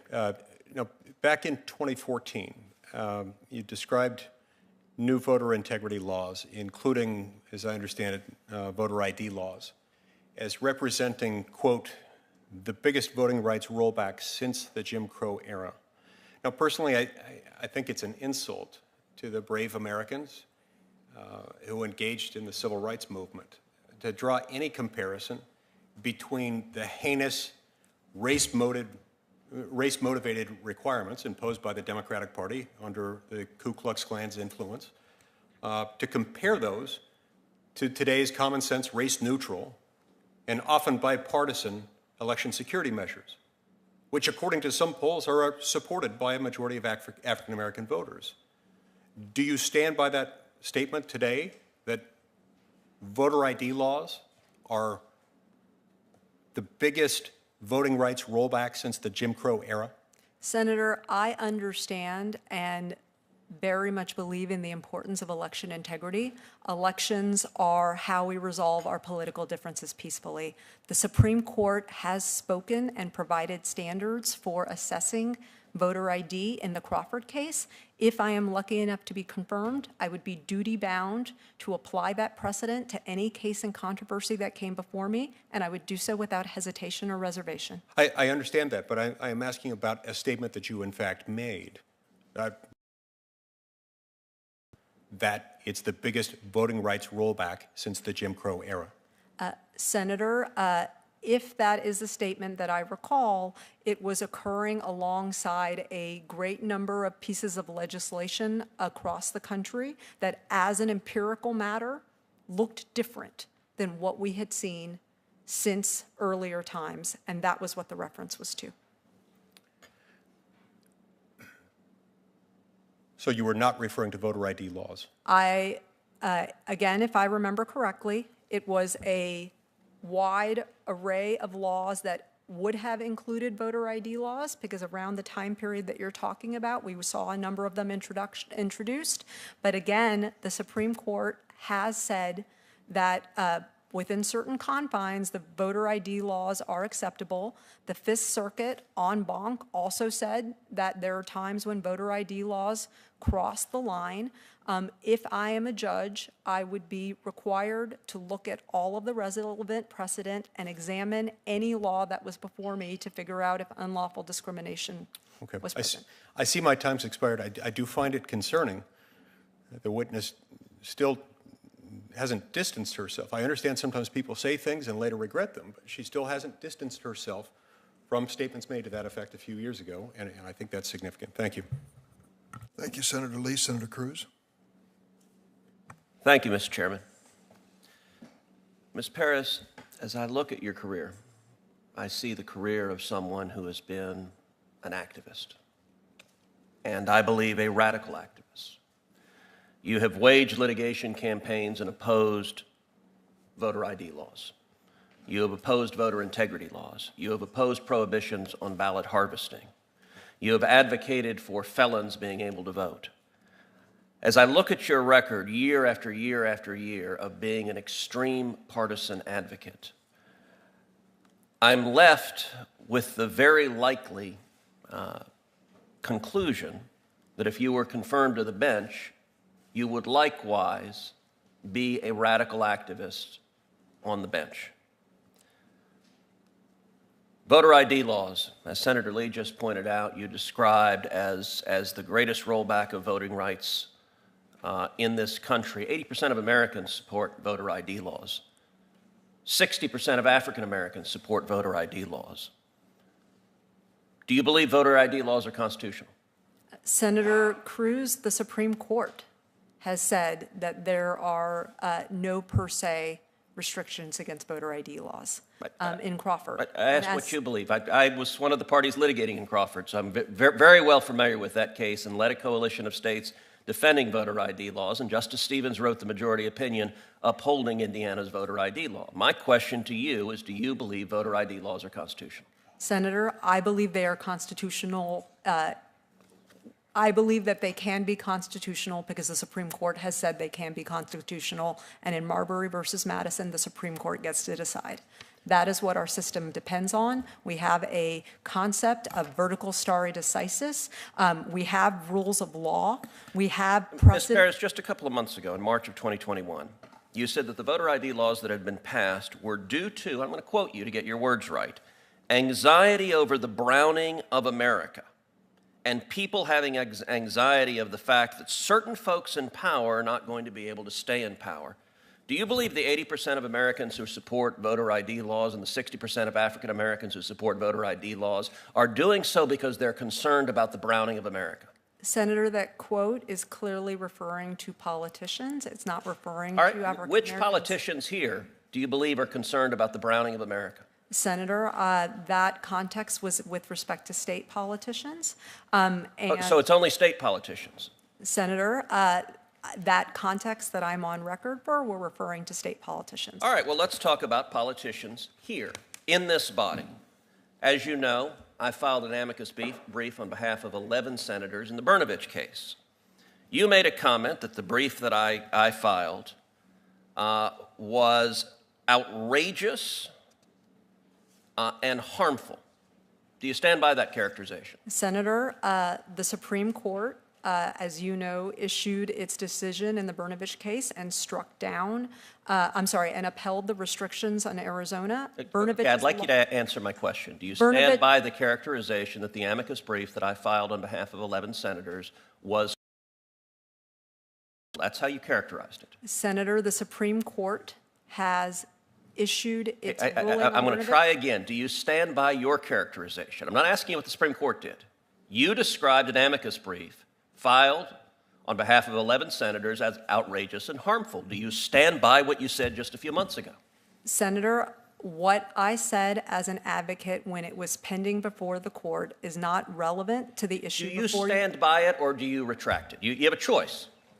Senator, as an advocate, I pursue. Okay, you're going to refuse to answer me on that. I assume you also believe the Supreme Court's 6-3 decision agreeing with the position advocated in my amicus brief. I assume you believe that decision was also outrageous and harmful because that's the language you used. Senator, the Brnovich case is the law of the land. It has been So settled. you're not going to answer that either. The law of the land has been settled. What I am going to say, Senator, is that I am pledging to apply precedent. So at the time you discussed the brief filed by a number of senators on this committee as outrageous and harmful. At that time, had you had any discussions with the Biden administration about being nominated to be a judge? I would need to remember the timing a little bit. When was the first discussion you had with the Biden administration about being nominated to be a judge? I would need to reference my Senate Judiciary Questionnaire because that's where I recorded it. I don't have it committed to memory. So you have advocated that felons should be able to vote. Do you believe all felons should vote? Senator, my work and advocacy has been on behalf of persons who are living and working in the community. Do you believe currently incarcerated prisoners in jail should be allowed to vote?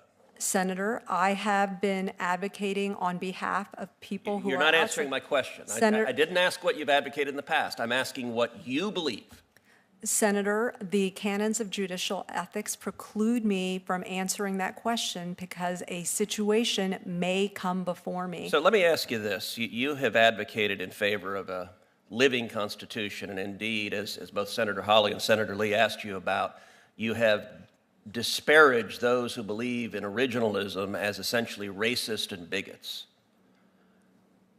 How do you think you will be able to serve with colleagues on the Court of Appeals if you have disparaged their constitutional interpretation as racist and bigoted? And secondly, why is it that when you advocate a, quote, living constitution, that somehow the livingness of it always makes the Constitution agree with the policy positions you happen to embrace. How is that consistent with democracy, to have a judge able to implement whatever policy positions you believe in? Senator, we have had more than 24 amendments added to the Constitution since it was ratified in 1788. But that's not what a living Constitution is. A living Constitution means you as a judge, if you're a judge, can change it to whatever you want, and that the voters don't get to speak on it. Isn't that right? Senator, women now have the right to vote. We passed an amendment for that. That's a terrific victory, and it was done the right way through an amendment. A living Constitution is judges changing it. Why is judges changing the Constitution to meet their policy preferences, consistent with any respect for the democratic process and the ability of voters to decide policy issues? Senator, it is clear that our great Constitution is one that is enduring. It is clear with things like Brown versus Board overruling Plessy versus Ferguson that evolution happens. It is also clear that our great Constitution establishes separation of powers. There are bodies like this one that engage in policymaking. There are judges that review the cases and controversies that are put before them. I am pledging, by accepting this nomination, that I am going to cease being an advocate, and I would impartially, without reservation, objectively apply the law to the facts of the case and controversy before me. Well, your record is overwhelmingly to the contrary. Thanks, Senator Cruz. Senator Blumenthal. Thanks, Mr. Chairman. The simple fact of the matter is you've never been a judge before, have you? That is correct, sir. So when my colleague, Senator Cruz, says your record is overwhelming to the contrary, I'm not sure what he is referring to. You have been an advocate, correct? That is correct, sir. And tell me how you view the role of advocate as being different from a jurist. Thank you. In the great genius of our Constitution, people play different roles. Advocates zealously argue on behalf of or as they can. I have had the privilege and pleasure of doing that. Judges take on a different role. They are limited in what they have jurisdiction over. They are limited in the cases that come before them, and they are limited to the arguments, what parties put before them, and they are limited to binding precedent. I believe that the most important thing a judge can do and must do, is in fact duty-bound to do, is to impartially and objectively apply existing precedent to the facts and the record of the case before them. As an advocate, you've had strong beliefs and you have strong values, and you've advocated causes strongly. I take it as a member of the Court of Appeals for the Second Circuit, you would be able to put those beliefs and values and positions aside and look at the law, specifically the Constitution and the statutes of the United States of America, correct? Not only would I be capable, sir, I must. The country that I care so deeply about depends upon people playing their roles. And I, if given the chance to serve this country, would not betray its values of an independent judiciary. I would faithfully, to the best of my ability, uphold my duty under the Constitution, which would be to fairly and impartially evaluate the cases and controversies before me. And in fact, all of us who have been advocates, and I've argued cases in the Court of Appeals that I expect you'll soon join, as well as the District Court and the United States Supreme Court, as well as state courts in Connecticut, like you. As an advocate, you don't want to be an objective, neutral arbiter. You want to be on the side of your client and your cause. That's your record. And if you were, in fact, acting as a judicial official while being an advocate, you'd be betraying your client and your cause, wouldn't you? That is correct, sir. So when Senator Cruz tries to argue you shouldn't be a judge because you were a good advocate, in effect, and I think he understands the point I'm making. Your record, in fact, exemplifies your faithfulness to the role that you have been playing as an advocate, because our whole system is designed to have fierce and ferocious advocacy on the basis of the law and the facts.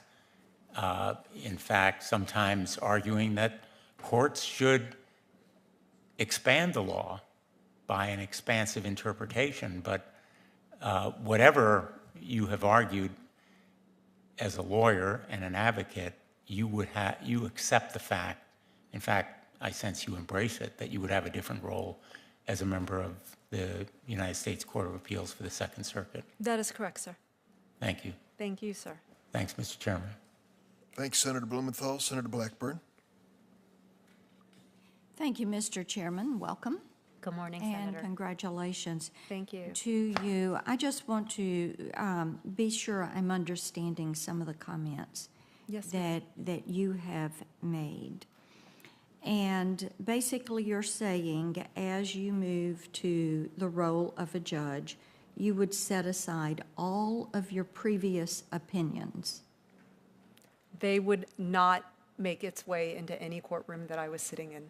So basically you're saying you would erase all of this activism from your past. What I'm saying, Senator, is that I would apply the precedent of the Supreme Court. So you're going to say, what you're going to do is basically, when it comes to your philosophy of the law and your philosophy of the governmental structure, you are going to hit the reset button and you will be a neutral and blank slate. Is that what you're telling us? I will be an impartial and objective adjudicator limited to the subject matter and personal jurisdiction of the case before me and the arguments that the parties have put in front of me. Let's do this then. Let's go on to the issue of voter ID, because cause is not only me, but a lot of people in Tennessee who are viewing your nomination, they're really unhappy about your nomination, because most Americans, as you've heard from others today, they support voter ID laws. They also support the fact that it is up to the state to tend to this. And they're very concerned about where you would go.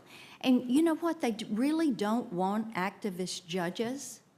What they want is someone who is going to be an originalist, who is going to look at the text of the Constitution and look at precedent, things you've said you're going to do, but the answers to your question do not indicate that that is going to be what you're going to take. I get this funny feeling that you're trying to hedge us, that you've rehearsed your answers, that you're spouting out what you think will not get you into trouble, so that you can go through the confirmation process and then do the happy dance and get on the court and then go back to your activist ways. That is what is coming across, ma'am.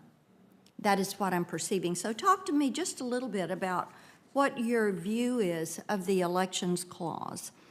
And then do you agree that the states have the right to conduct the elections in their state in the manner that they see fit? Senator, states play the primary role in election administration. It is their prerogative, correct? We have a system of federalism within certain bounds pursuant to the Election Clause and the statutes that this body has created. States play the primary role in the administration of elections. So your previous work in election law and voter ID would not preference any of the decisions that you're going to make? I would very strictly adhere to the precedent of the Supreme Court. But you cannot give me a Circuit. yes or no to that. Yes. I guess if you don't mind rephrasing the question, I'd like to if I can. I said your prior work in election law, that will not influence your decision-making in election law. election cases. If what you're asking, Senator, is whether prior policy positions as an advocate that I've taken. Your prior work, that's right. I am pledging to you that if I am confirmed, that I will set aside any personal views I have as to the merits of policy and apply the country's precedent, which includes cases like Crawford, which, as we have indicated before, says that voter ID laws are not per se unconstitutional, and I would apply Crawford and any other relevant Supreme Court or Second Circuit precedent on any matter involving a photo ID law that came before me. Okay. I'm going to send to you a question for an answer in writing because I will not have enough time for you to give a fulsome answer. But it deals with felon enfranchisement on voting and the positions that you have taken in that previously. And you did not answer Senator Cruz's question about felons having the right to vote. And you were opposite of Governor DeSantis in having them pay all of their fines. So I will send that question to you in write for a written answer. And then I'm also going to send to you a question dealing with your qualifications. Mr. Chairman, thank you. I yield back. Thank you, Senator Blackburn. Senator Cotton. Thank you, Mr. Chairman. Mr. Perez, I watched some of the hearing on television earlier. I apologize. I missed Senator Hawley's question because I was on the floor voting. I just want to return to some of the things he said. My crack staff gave me a summary, but I assume it must be incorrect. Was it your testimony that Brown v. Board was correctly decided? Yes. Was it your testimony that you cannot say whether Shelby County and Brnovich are correctly decided? Senator, there's an important distinction that if you will give me a moment of your time, I'd be happy to explain, but that is accurate. So was Roe v. Wade correctly decided? Senator, it is the law of the land and I would apply it. Was Lochner correctly decided? Senator, it is not really the law of the land anymore, but if I had been confirmed during that period, I would have applied it. Was Dred Scott correctly decided? Senator, it is. Surely you can say Dred Scott was incorrect. It was incorrectly decided.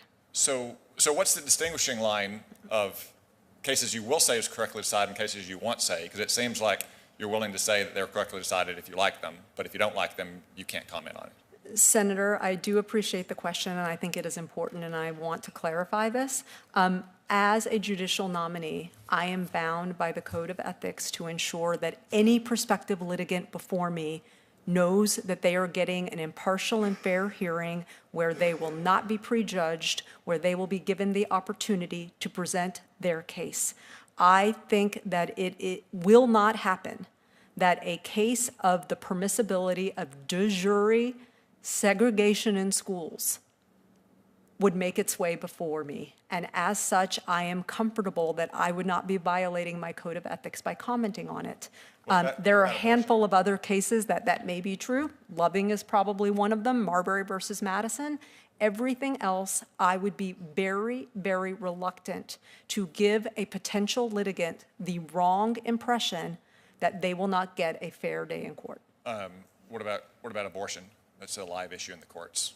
And I am not. You're not going to say whether Roe v. Wade was correctly decided. That is correct. Okay. Well, you certainly had a lot of harsh things to say in the past about cases like Shelby and Brnovich and some of the issues that were adjudicated there. In fact, we just got notice last night about this article that just was published that you wrote. The title of it is "The GOP Campaign to Make Elections Less Free."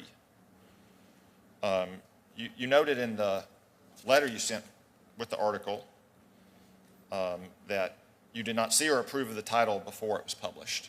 That is correct, Which sir. I can understand. Authors don't choose their own titles. I understand that. You didn't say whether you agree with it. Do you believe the GOP is campaigning to make elections less free?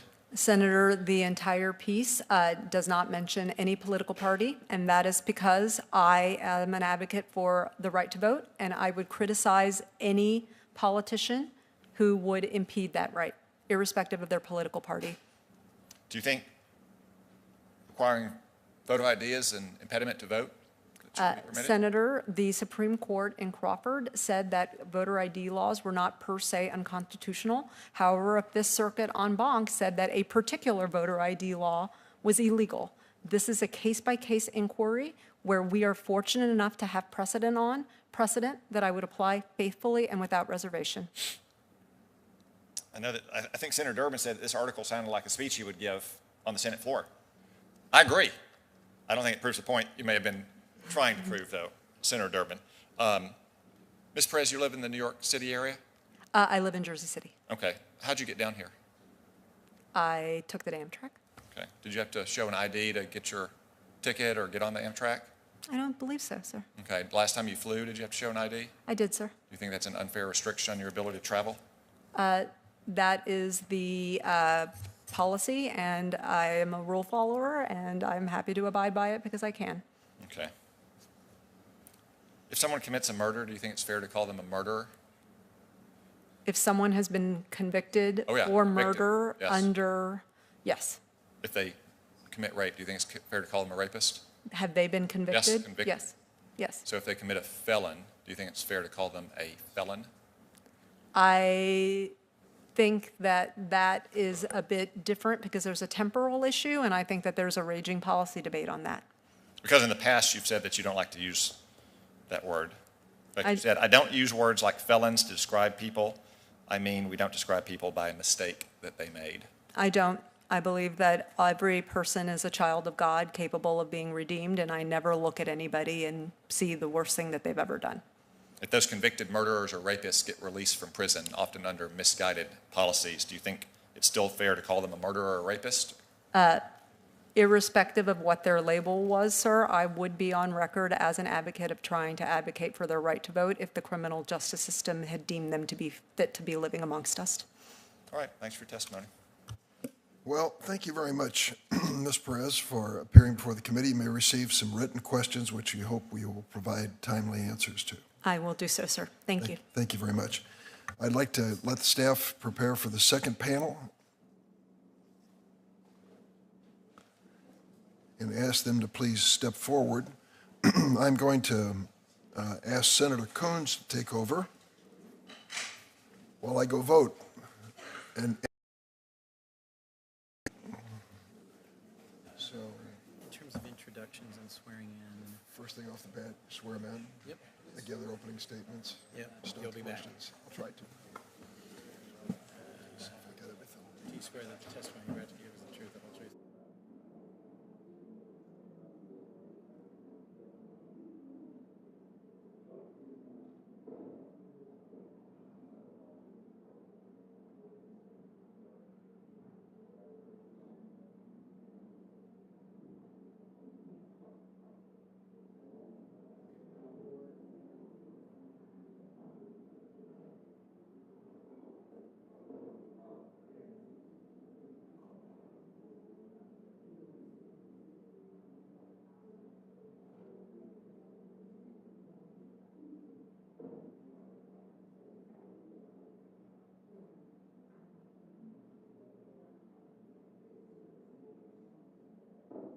Okay. And I don't need to.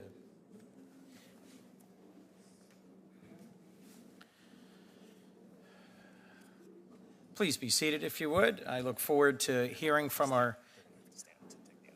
I'm sorry. We're all just going to have to stand back up to take the oath, so please don't be seated. I look forward to hearing from our next 5 nominees. Before making your opening statements, would the nominees please stand to be sworn in? Do you affirm that the testimony you are about to give before this committee will be the truth, the whole truth, and nothing but the truth, so help you God? Thank you. Please be seated. And Ms. Cobb, you may begin with your opening statement.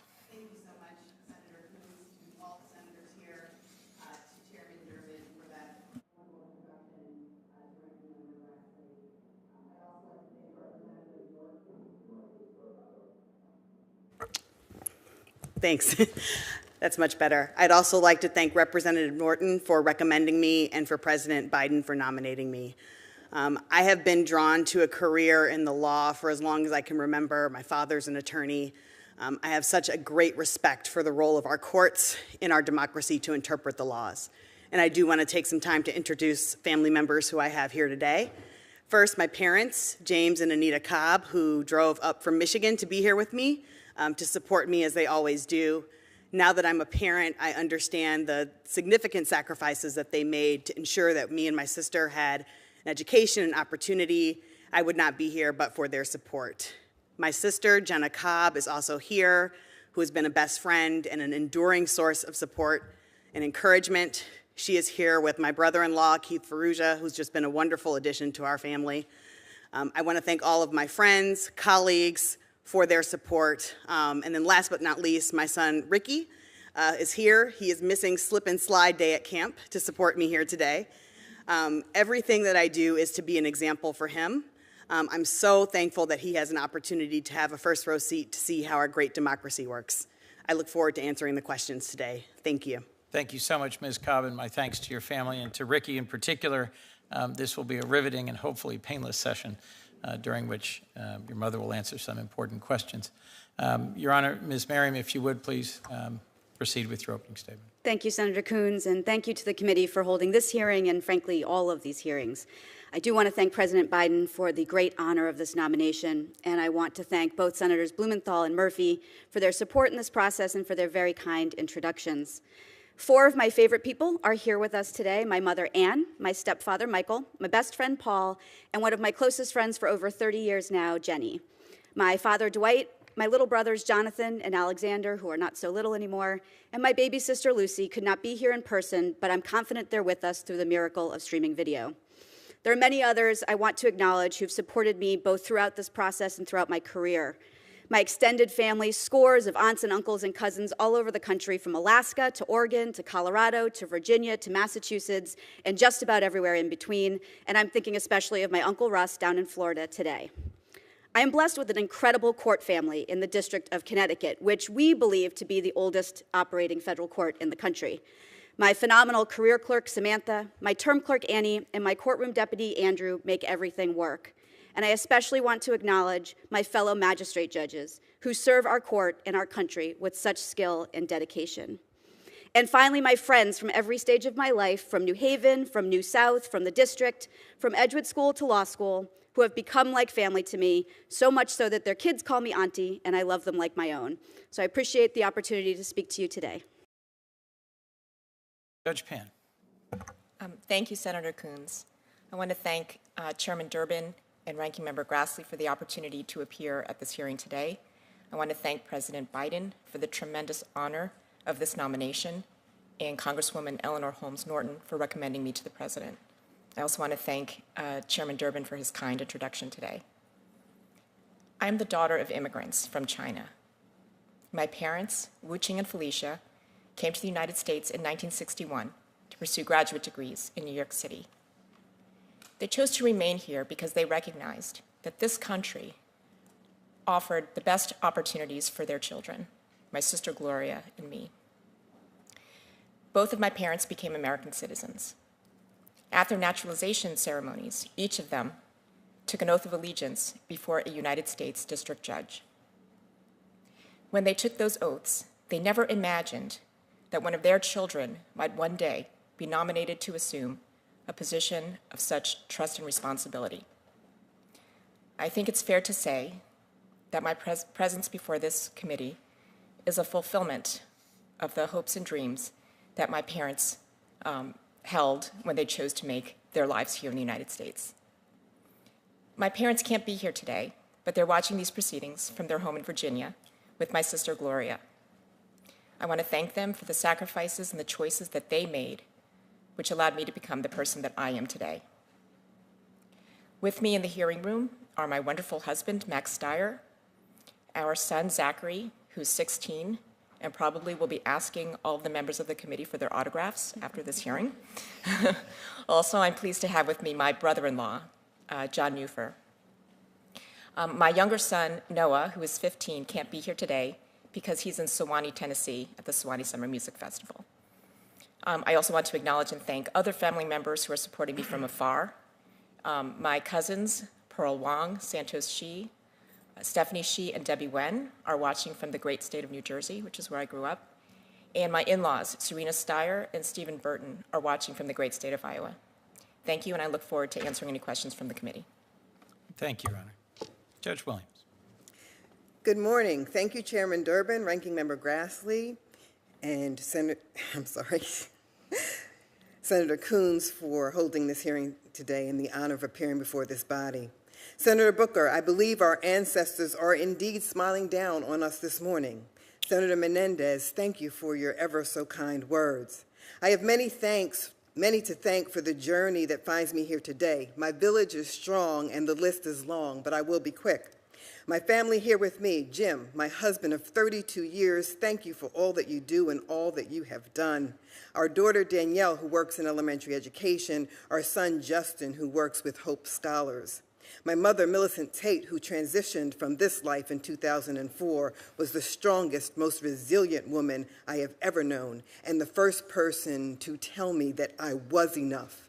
And she showed me and prepared me for the grind. My dad, Norman Tate, who is here with me, the man brave enough to marry a divorced mother of 4. Thank you for lighting a new path for all of us. Eton Carver White, also known as Uncle Jimmy, and his family. Uncle Jimmy, thank you for your service to this country and our family. My siblings, Michelle, Diane, Patrick, and Julian, their spouses, and my nieces and nephews. To the Lewis family and all those born McGlashan, all of the cousins who started out on West Street in Jamaica, came through Brooklyn, and landed all over this country. To my in-laws, Jackie, Bonnie, Judy, Andre, Kathy, little Jimmy, my sis, Lisa, and her family. To the sisterhood, my sisterhood known as Alpha Kappa Alpha Sorority Incorporated, for its service to all mankind and instilling that purpose in me. David Jasinski for allowing me the room to develop as an attorney.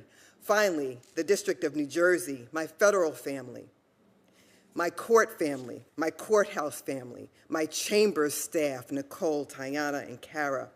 Shout out to Camden, shout out to the 7 southernmost counties of New Jersey, especially Atlantic County, where I put down my first legal roots.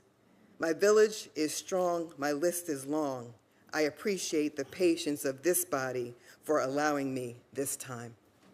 Thank you, Your Honor. And finally, Mr. Olsen. Thank you. Thank you, Senator Coons and members of the committee. I am so honored to appear before you today as the nominee to be the 30. I am grateful to the President for his confidence in nominating me for this position, and I would also like to thank Senator Cardin and Senator Van Hollen for those very kind introductions. I am joined here today by my family, my wife Fern, my 3 children, Elizabeth, Nate, and Will. I would not be here without their love and support. I would also just like to take a moment to remember my parents, Myrna and Van. I was born in North Dakota. I moved here as a young kid because my dad got a job with a member of the House of Representatives from North Dakota. We were going to move back to North Dakota in 2 years, and we ended up staying here for my entire life. My mom was a school nurse. Public service is the most noble calling in my family. Congress established the National Security Division after 9/11 and charged it with carrying out the Department of Justice's most important priority, and that is to protect the nation from terrorism and other threats to our national security by pursuing justice through law. The threats we face today are diverse and complex, and the National Security Division plays a vital role in protecting the nation. I believe that our greatest strength in defending the nation comes from our career public servants.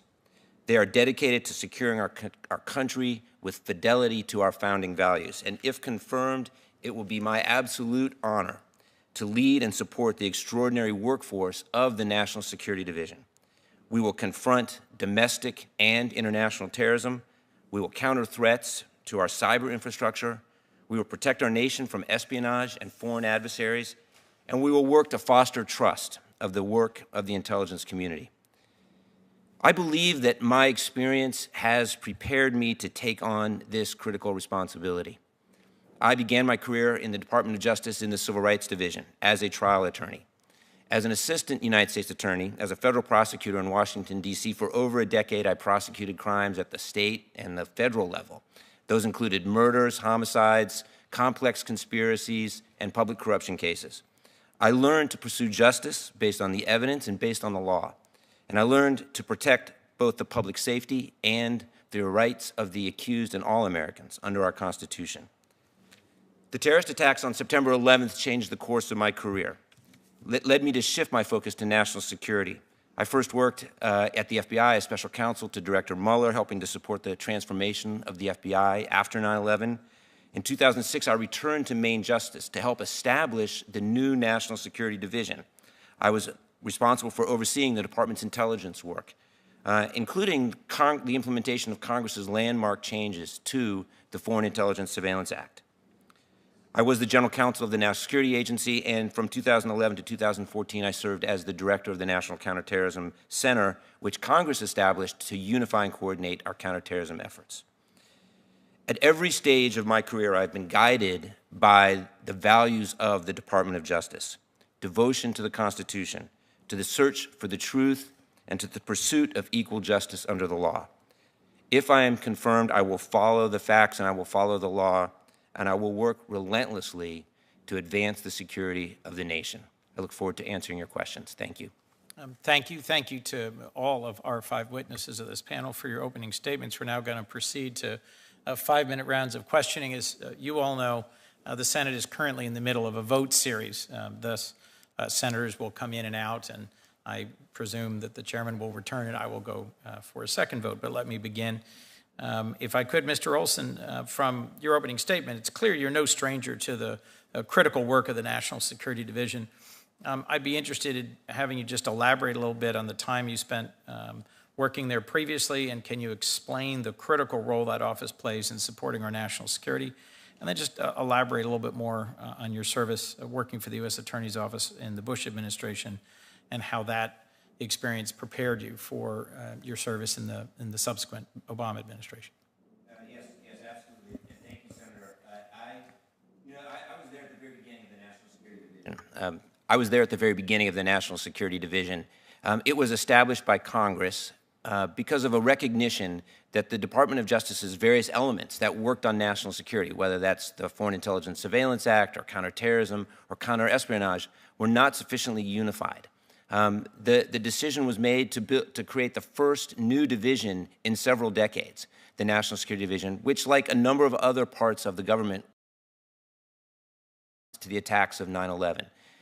In my judgment, the division's been an unqualified success, bringing together intelligence professionals and attorneys who work on applications to the FISA court, along with the prosecutors who handle and oversee counterterrorism cases and counterespionage cases. And really been part of the broader national security reformation following the attacks of 9/11. But I should add that it's also continued to evolve since I left a decade ago. I left in 2009, and it has changed to evolve to meet the threats we face today, whether those threats are from cyber actors, from those that would seek to steal our intellectual property. It has continued to grow and evolve as the threats that we face have grown and evolved, and again, to continue to represent the intelligence community very effectively. Thank you, Mr. Olsen. I think based on your broad and deep service and experience, we're lucky to have you nominated to continue your public service in this role. Ms. Williams, if I might, Judge Williams, forgive me. You've served as a magistrate judge, I think, for 12 years. How has that role and experience prepared you for an Article III judgeship? And what aspects of that new role for which you've been nominated are you most excited about, if confirmed? So thank you, Senator. For the past 12 years, I have served the District of New Jersey as a magistrate judge, and I am lucky to be in the District of New Jersey, which has delegated quite a bit of authority to magistrate judges in our district.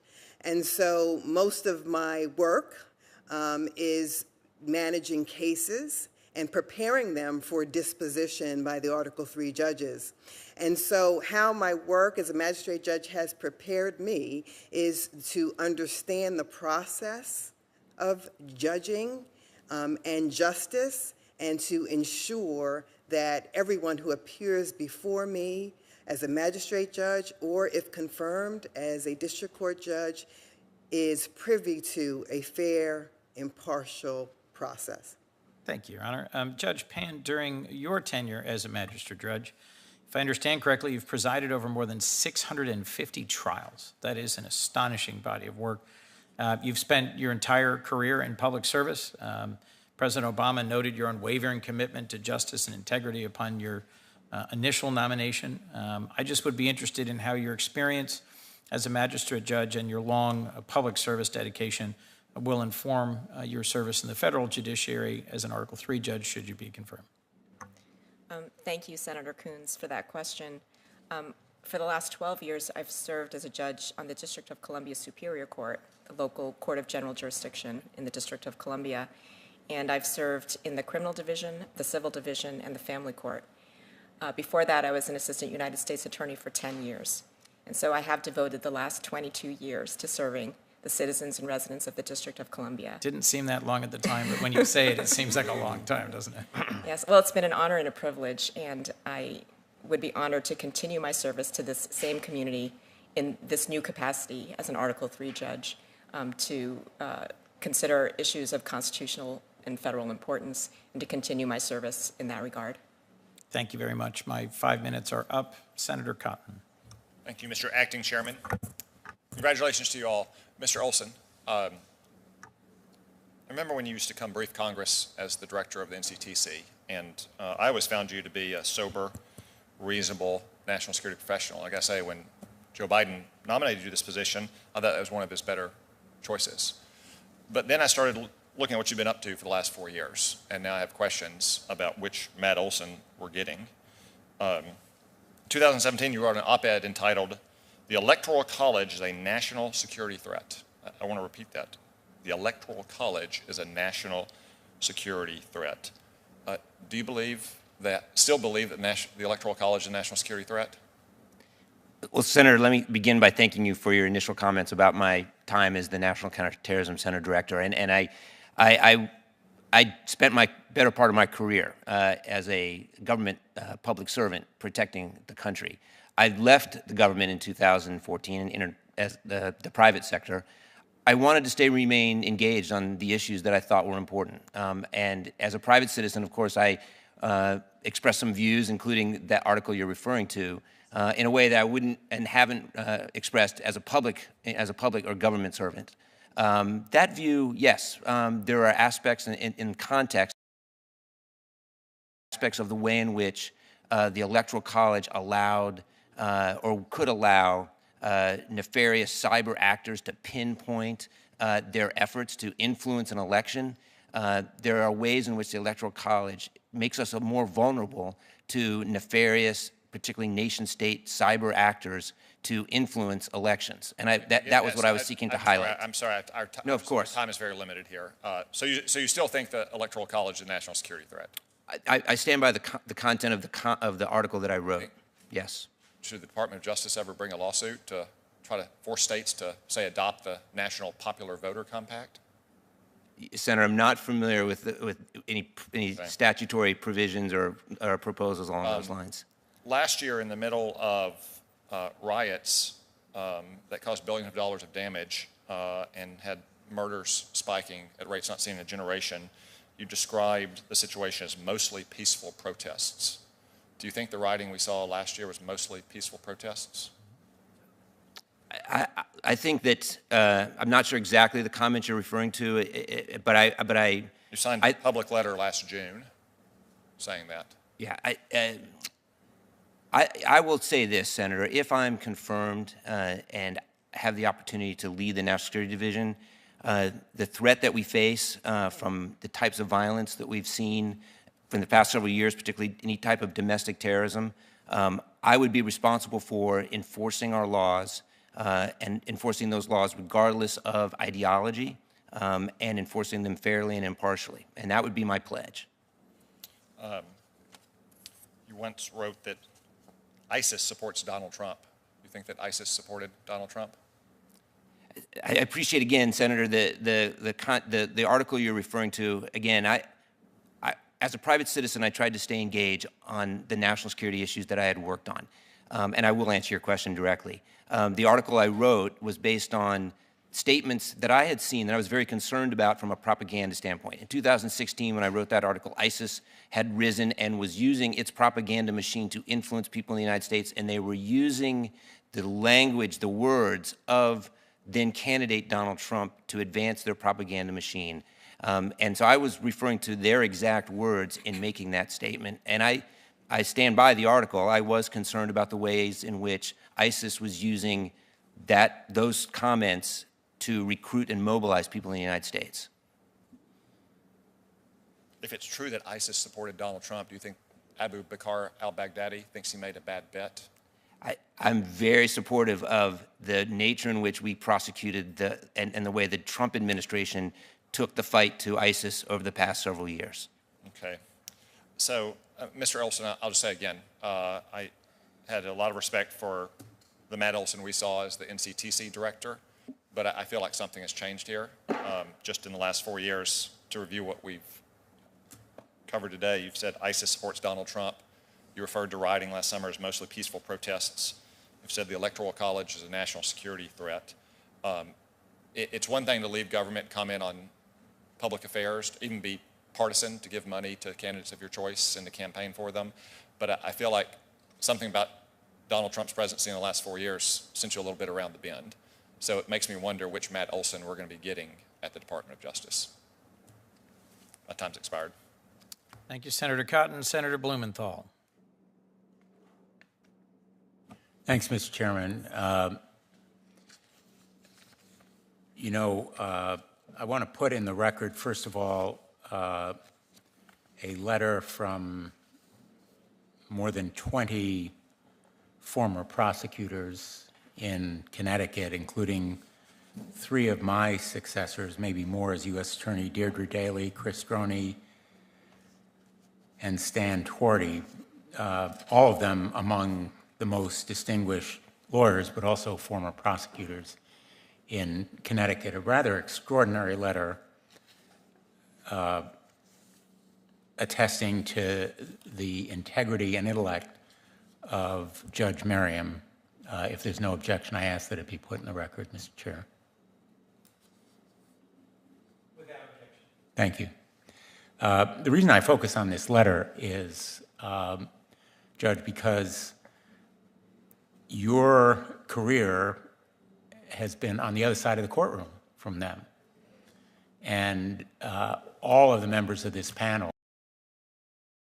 the trenches of litigation, particularly in the criminal area, know how heated and contentious it can sometimes be. So to have this kind of extraordinary vote of confidence in your integrity and credibility, I think says far more than I could about the qualifications that you bring to this position. And there are a lot of things going on today here in the Capitol. The President's going to visit. We have potentially an infrastructure agreement. But for all of us in Connecticut, your appearance here is one of the more consequential events of the day and of this year, because you will serve on the bench for decades, God willing. You may well hear cases of students who are now in law school. And every one of you who will serve on the bench are the voice and face of justice to everyday Americans. Most litigants simply don't have the wherewithal or the time or resources to appeal to the Second Circuit Court of Appeals, and for them, the decisions in the district court are justice in America. So this position is so profoundly important to our nation, and to have someone who, as has been stated by those lawyers I mentioned, has, quote, brought an even-handed and accessible approach to the federal bench, and, end quote, and applied the law fairly and properly without regard to personal preference, end quote, is an extraordinary gift to the people of Connecticut and our country. Maybe if you don't mind, could you tell me a little bit about how your experience as a federal defender has informed your work as a magistrate judge and the approach that you'll take on the United States District Court bench? Thank you, Senator, for those very kind words. Connecticut has the great benefit of being a fairly small federal court, and it is collegial, and people know each other, and they respect each other. And I felt that as a defender, I felt that as a law clerk, I felt it in private practice, and I feel it now as a magistrate judge. And in the 18 months in which I was appointed as a magistrate judge, two others were appointed in close succession. One, a career prosecutor, and one, a career civil litigator. And over the past 4.5 years, almost 5 years, the three of us have worked as magistrate judges together, asked for each other's advice, shared our ideas for how to better the system and to better the experience of people that come in front of us. Because as magistrate judges, we are the first person a litigant usually sees. And likewise, for a public defender, you're the first person a defendant turns to when they're caught up in a system that can be very scary.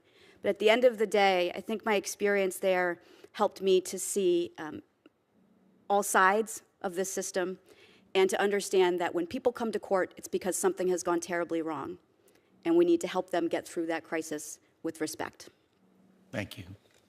Mr. Rosen, you and I spoke about the 9/11 families when we had an opportunity to talk privately, and I emphasized to you my concern about the government, in effect, withholding evidence and information that they need to pursue their case against the government of Saudi Arabia. And I think the failure to provide that evidence and information is absolutely unconscionable from what I know. I have purposely rejected opportunities to look at the classified information because I want to talk as publicly as I can about what I do know without any threat or hint that I'm violating the rules of classification. But I think the American people deserve an explanation as to why our government holding or concealing evidence that would aid the 9/11 families in pursuing justice against the government of Saudi Arabia, which may well have aided and abetted the attackers on 9/11 that caused the deaths of their loved ones. And I have written, along with my colleagues, Senators Gillibrand and Menendez, to the Attorney General, Merrick Garland, and Director Wray as recently as 2 weeks ago. Over the past couple of years, I've sent several letters with different groups of colleagues on and off this committee concerning the department's and the FBI's invocation of the state secrets privilege, still without any explanation. I asked Director Wray about this issue in 2019, and I've asked Attorney General Garland and Helene Greenfeld about it earlier this year. The administration so far has provided no explanation or the evidence that the 9/11 families are seeking. We are approaching the 20th anniversary of that insidious, unspeakable act of horror, an attack on our nation. And the American people deserve to know 20 years later why that information still needs to be withheld. You and I talked about it. I know you're not in the job right now, but I would like a commitment from you that you will review this matter and you'll consider whether the privilege has been properly invoked and provide an explanation to the American people. Senator, thank you, and thank you for the opportunity to discuss this issue with you. As I mentioned, I am in this work of national security because of 9/11. And you have my commitment that, if confirmed, I will work with the Attorney General to review this matter closely. Thank you. And by the way, on the Electoral College, I agree with you. I appreciate it. Thank you. Senator Grassley? Ms. Cobb, as a law student in 2004, you wrote an article on federal statutes and regulations. You argued that social history should be used in statutory interpretation, a position that led you to criticize a dissent by Justice Thomas. In criticizing Justice Thomas, you wrote about, quote, the utility of looking at the social and legislative histories in tandem to garner a complete understanding of both the purpose and the meaning of the legislation, end of quote.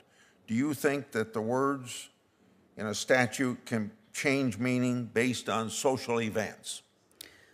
No, Senator, and if I could just put that in context, I believe you're referring to an article I wrote when I was maybe 23 or 24 years old. I had never had a client before, never been in court.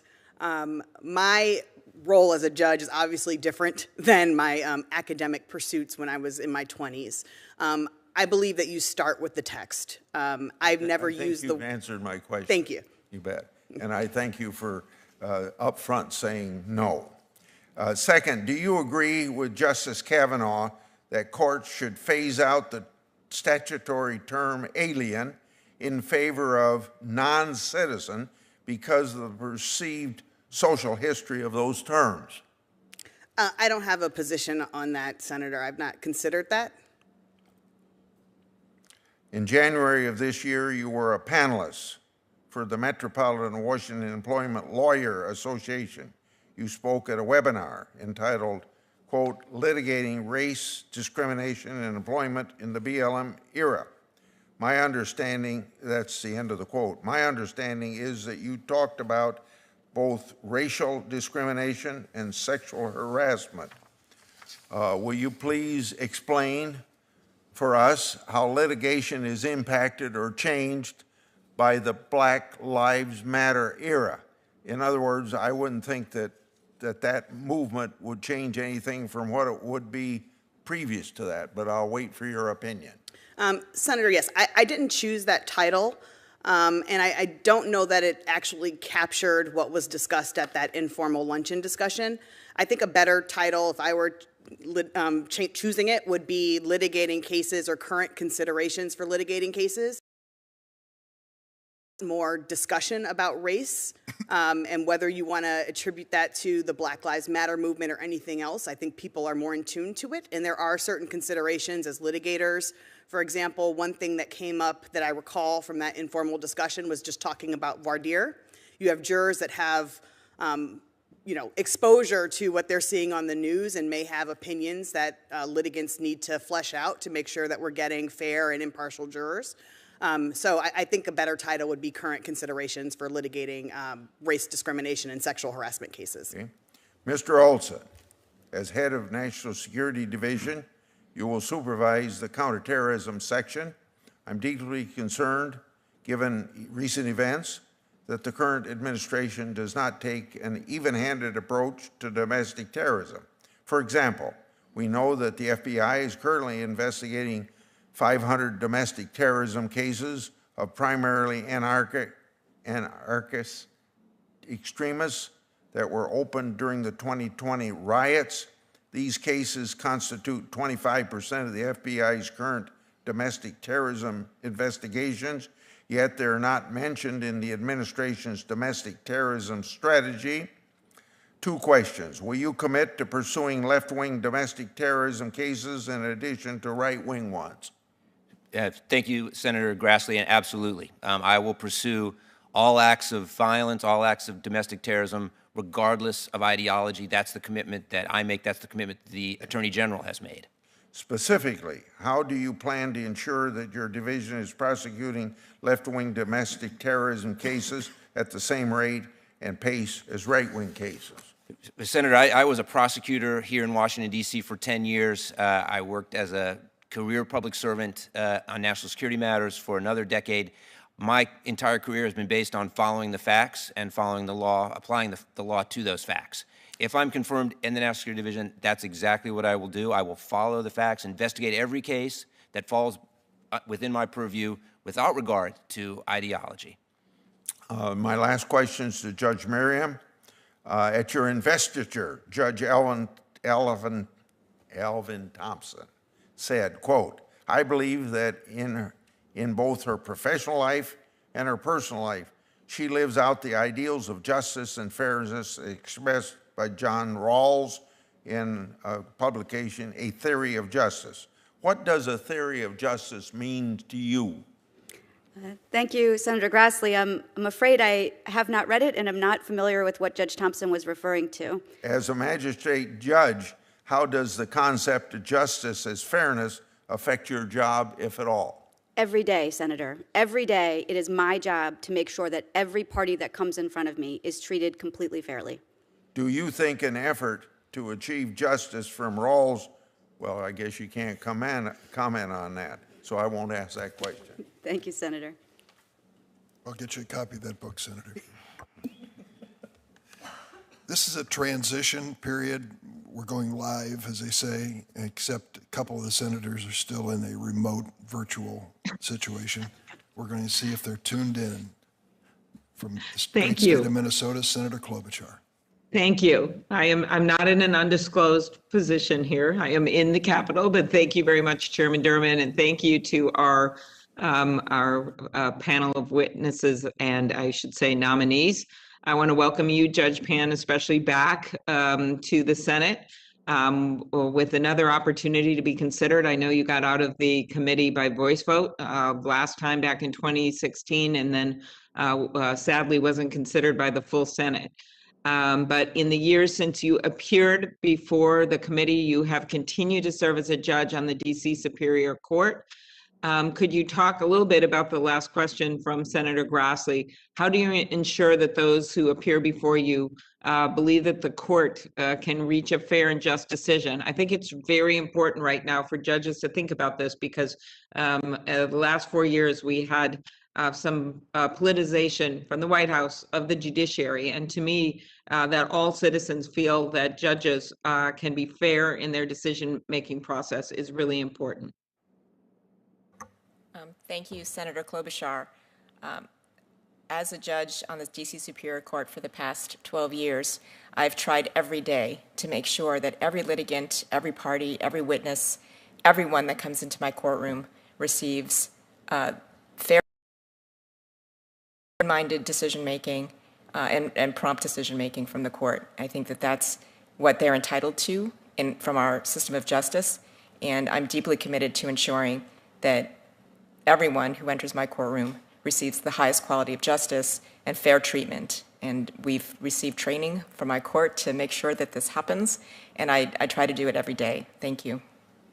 Well, thank you. And at a time where we've seen this horrific violence against the Asian American community, it's critical that our institutions reflect the diversity of our country. And if confirmed, you would actually be, I was surprised by this, the first Asian American woman to serve on the district court for the District of Columbia. Can you take a moment to tell us what that would mean to you personally, to your family, and to the community? Thank you, Senator Klobuchar. I think diversity on the bench is important because it contributes and promotes confidence in our judiciary for the community to see that the judiciary actually reflects the membership of the community as well. I also think it performs an important role model function for members of the bar who are people of color or from groups that are not traditionally or haven't been nominated to the bench in large numbers. And so I think that that is important. I'm deeply honored to be nominated by the president. I was the first Asian Pacific American judge in the District of Columbia, and it would be a tremendous honor to become the first female Asian Pacific American judge on the United States District Court in this jurisdiction. Very good. Thank you very much. Mr. Olsen, I enjoyed our discussion, and I want to welcome you as an honorary Minnesotan since you were born in Fargo, but spent summers in our great state in Detroit Lakes. You've spent more than 2 decades in government service and national security in numerous leadership roles under both Presidents Bush and Obama. How has your experience in national security from across government and having served presidents of both parties prepared you for your role? And then if you could just comment a little bit about what we talked about the other day, cybersecurity and elections. So thank you. Thank you very much for that, Senator Klobuchar. So yes, I came up on in working in national security during a time when the Bush administration was in office. And in fact, some of the most consequential work I did in my own view on national security took place during the Bush administration. The transformation of the FBI, the passage of the landmark changes to the Foreign Intelligence Surveillance Act. These were priorities of the Bush administration. I stayed on as a career national security official into the Obama administration. And I think one of the enduring lessons of that experience was that national security really transcends political or partisan considerations. And that's true not just in my own experience, it is absolutely true of the people that I worked with, whether they were in the intelligence community or at the Justice Department. That people who worked on national security cared about protecting the country. They were not influenced, and they refused to be influenced by political or partisan concerns. That would be the way I would proceed if I'm fortunate enough to be confirmed, is to continue to lead the National Security Division according to that ideal of nonpartisan, apolitical commitment to national security. And that's what I learned from that experience. On the second part of your question, Senator, cybersecurity has been an issue for a number of years, but it has really taken prominence in the past several years as a national security threat.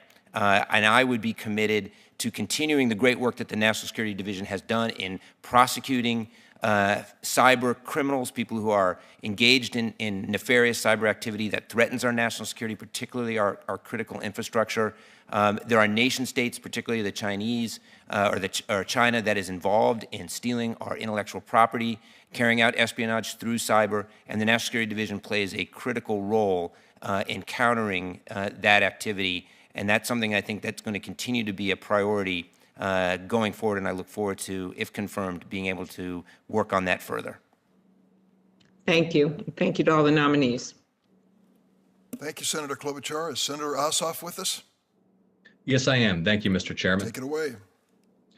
Thank you, and congratulations to these nominees on your nominations. Mr. Olsen, my first question is for you, please. Despite serious problems documented in the FISA application process by the Department of Justice Inspector General, among others, the Foreign Intelligence activity in response to all 459 of the final filed government applications requesting such authority in 2020. Given the deficiencies that have been identified by DOJ's Inspector General in the FISA application process, are you open to and will you work with this committee to develop possible legislative fixes to ensure the integrity of the process?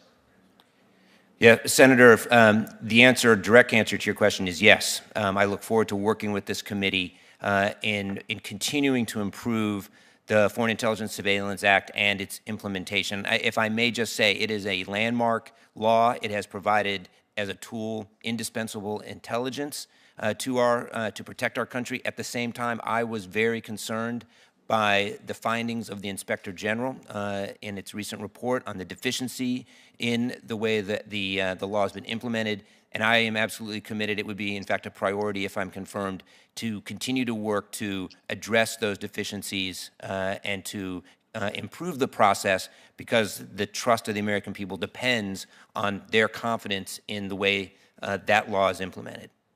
And you acknowledge that the remedy to those documented flaws may include legislative fixes, and you're willing to engage in good faith with this committee to consider such fixes? Yes, of course, working with the rest of the Justice Department and the intelligence community, with this committee and Congress, to implement those changes. I've done that in the past, and I would do so again. Thank you, Mr. Olsen. And in your position, you will have responsibility for reviewing all applications for surveillance under FISA. Is that correct? Yes. Based on the department's disclosed FISA statistics for 2020, you personally would need to review and fact check at least one 25-page document every day in order to personally render such oversight. Can you please describe the process that you anticipate you would implement by which you would assess the accuracy of facts stated in applications to the Foreign Intelligence Surveillance Court?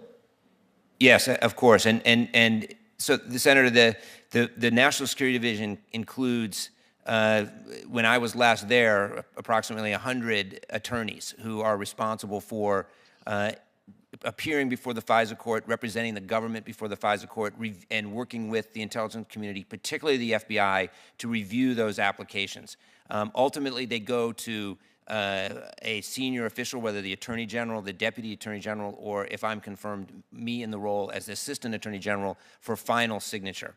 The crucial point here, of course, is that the process needs to be sufficiently robust so that facts are checked and documents are reviewed by agents at the FBI, for example, who submit these applications, by lawyers at the FBI, by lawyers at the Department of Justice, by the individuals who support the judges. So there's a multi-layered process to check the facts and to ascertain the lawfulness of any application, that it meets the standards, in particular probable cause standard, before it's approved by the FISA court judge. Again, I was very concerned by the IG's finding of 17 significant problems in a number of applications that the Inspector General reviewed, and I know that there are a number of steps already underway by the FBI and DOJ to address those concerns, and I would make it a priority to ensure that those are implemented.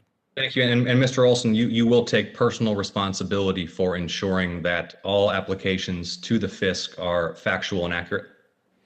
Yes, Senator, that is part of this job, is to be personally responsible, in my view, for the FISA court process and to represent the government in a way to ensure that FISA court applications are complete and accurate. Thank you. Section 702 permits the government to obtain the content of communications between Americans and foreign surveillance targets. This, sometimes referred to as incidental collection of American communications, can sweep Americans into surveillance without warrants from courts other than the Foreign Intelligence Surveillance Court, and some would argue this deprives them of Fourth Amendment protections. What are your views on the scope of this incidental collection and whether or not it does pose a threat to the privacy of American citizens? Senator, in my views, Section 702, first of all, has proven to be extraordinarily successful in collecting critical intelligence that's focused on non-U.S. persons, non-U.S. citizens who are outside the United States, and has been upheld numerous times by courts that have reviewed the way in which Section 702 operates with judicial and congressional oversight. The concern that you raised is an important one. That is, that are implicated when a U.S. person their communications are captured in the course of targeting a non-U.S. person overseas. And the key here is that there are procedures in place to destroy that information if it does not involve foreign intelligence or evidence of a criminal act. I would say that there have been a number of cases where that, as we've referred to, incidental collection has led to important foreign intelligence also being collected. For example, if a target outside the United States is communicating with a co-conspirator inside the United States, the government has identified that co-conspirator inside the United States and then been able to follow up appropriately under the Fourth Amendment to continue that collection. So the law, I think, strikes the right balance. That said, we need to be careful and sensitive to the privacy interests that are certainly implicated by the way it operates. Thank you, Mr. Olsen. I have additional questions on this subject for the record, and if indeed you are confirmed, look forward to working with you. Thanks for your testimony. I yield, Mr. Chairman. Thanks, Senator Ossoff. I think I'll be the last to wrap up, and I just have a question for the aspiring judges, and it relates to my own experience here serving in Congress. It was about 30 years ago when we declared a war on drugs, and the reason that we acted as we did had a lot to do with the advent of crack cocaine. The arrival of this new narcotic was scary. It was very cheap, very addictive, and very destructive to many people. And during the course of our debate on this issue, I was in the House at the time, there were incidents that occurred that gave us a sense of immediacy, all the discovery of this drug and such. There was a case that did not involve crack cocaine, but had a great deal of publicity involving a Maryland basketball player, Len Bias. And as a consequence, we did something dramatic. We created a sentencing guideline for crack cocaine at 100 times the level of powder cocaine, 100 times. The idea was that if we came down that hard, that fast, that dramatically, that it would really break the back of crack cocaine in terms of its infiltration into America. We were completely wrong, completely. The number of addicts increased. The price of the drug on the street went down instead of up, and we started filling our prisons, primarily with African-American defendants. Dramatic increases in our federal prison population to levels we'd never seen before. And some of the sentencing that went on as a result of it, we look back on and say, how could we have done that? A man named Alton Sims in the Chicagoland area. 3 nonviolent crack cocaine sales. Life in prison. Life in prison. And many others just like it.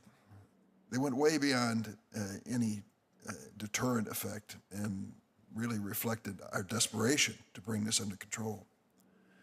Many judges commented as they were forced by our mandatory minimum sentences and other guidelines that they didn't feel justice was being served in their courts when they imposed these sentences. I knew several of those judges personally who talked to me at the time. Since then, I've tried to correct my mistake, and we have passed 2 reforms of the sentencing law. Senator Grassley was my partner in the most significant one, the First Step Act, and fair sentencing before that. I'd like to ask the 4 of you who are aspiring to these district court judgeships, what lesson we should have learned from this experience? Judge Pan? Thank you for the question, Senator.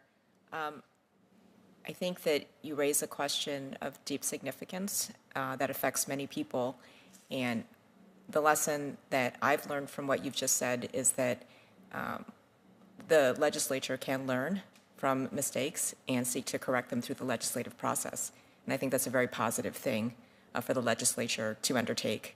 Of course, as a judge, this is not the kind of thing that we can address as a policy matter.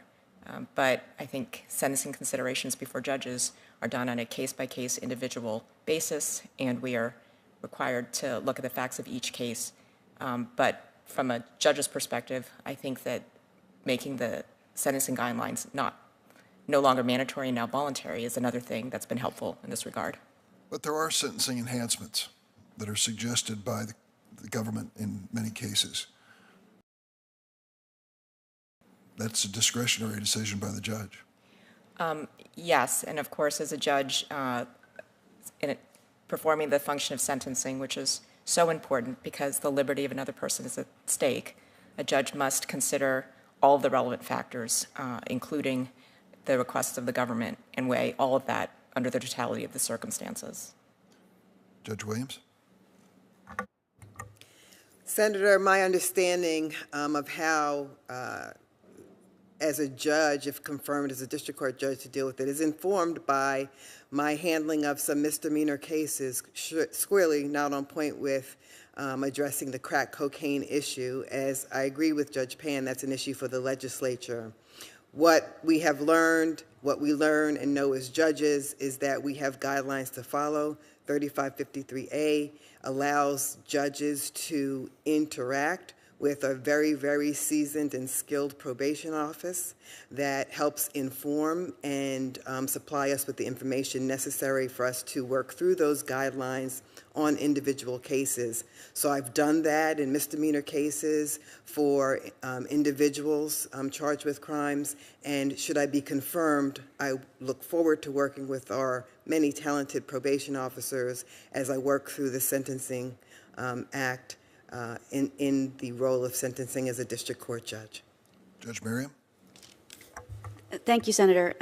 When I was in the Federal Defender's Office, I was there when the initial changes in the crack powder disparity went into effect, and I was heavily involved in the process of organizing the district, which meant everyone. That was the prosecutors and the probation office and the judges and the marshal service and the defense bar to make those changes applicable to the clients where it was appropriate as quickly and efficiently as possible to try to do the justice on the ground that the legislature had seen fit to put in place. And those changes have certainly made a real difference over the years.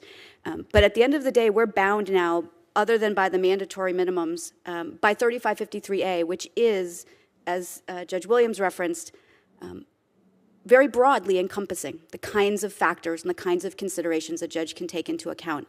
And that discretion is an awesome one and an important one, and allows judges, I think, to work within the law to try to do justice. Ms. Cobb? Thank you. It's hard to improve upon the responses that have been given, but I think what struck me most about what you said is the fact that this body was paying attention to what was happening in the courts, and I think that's extraordinarily important. When laws are passed, particularly that provide criminal penalties, whether they be mandatory minimums or otherwise, to pay attention to kind of what the effect is on the ground once those laws are implemented. And I know that the Sentencing Commission does some work in compiling statistics, but I really think it's important to, continue to pay attention to what's happening after these laws are passed. Let me just add one other thing that has changed the conversation. 20 years ago, 15 years ago, if you would have said, oh, did you hear about that person who overdosed on drugs last night? The most common answer would be, no, I didn't. Was it an African-American, inner city, man between 20 and 35? You would have been right in most cases. Not anymore. When we talk about drug overdoses now, it could have been that cheerleader at the all-white high school in the suburbs. And drug addiction has now reached every corner of America. And we're starting to look at it anew. It is no longer just say no. We realize it is a medical problem, a disease. We haven't responded with the adequate resources to deal with addiction. I hope we will in the future. But the conversation on drugs has changed in America because the victims have changed pretty dramatically. That is going to be part of the reality that I hope you soon will be dealing with in your new positions. I thank you for your cooperation at this hearing. It's been an important one. You may receive some written questions in the near term. Is there anything else I need to do formally?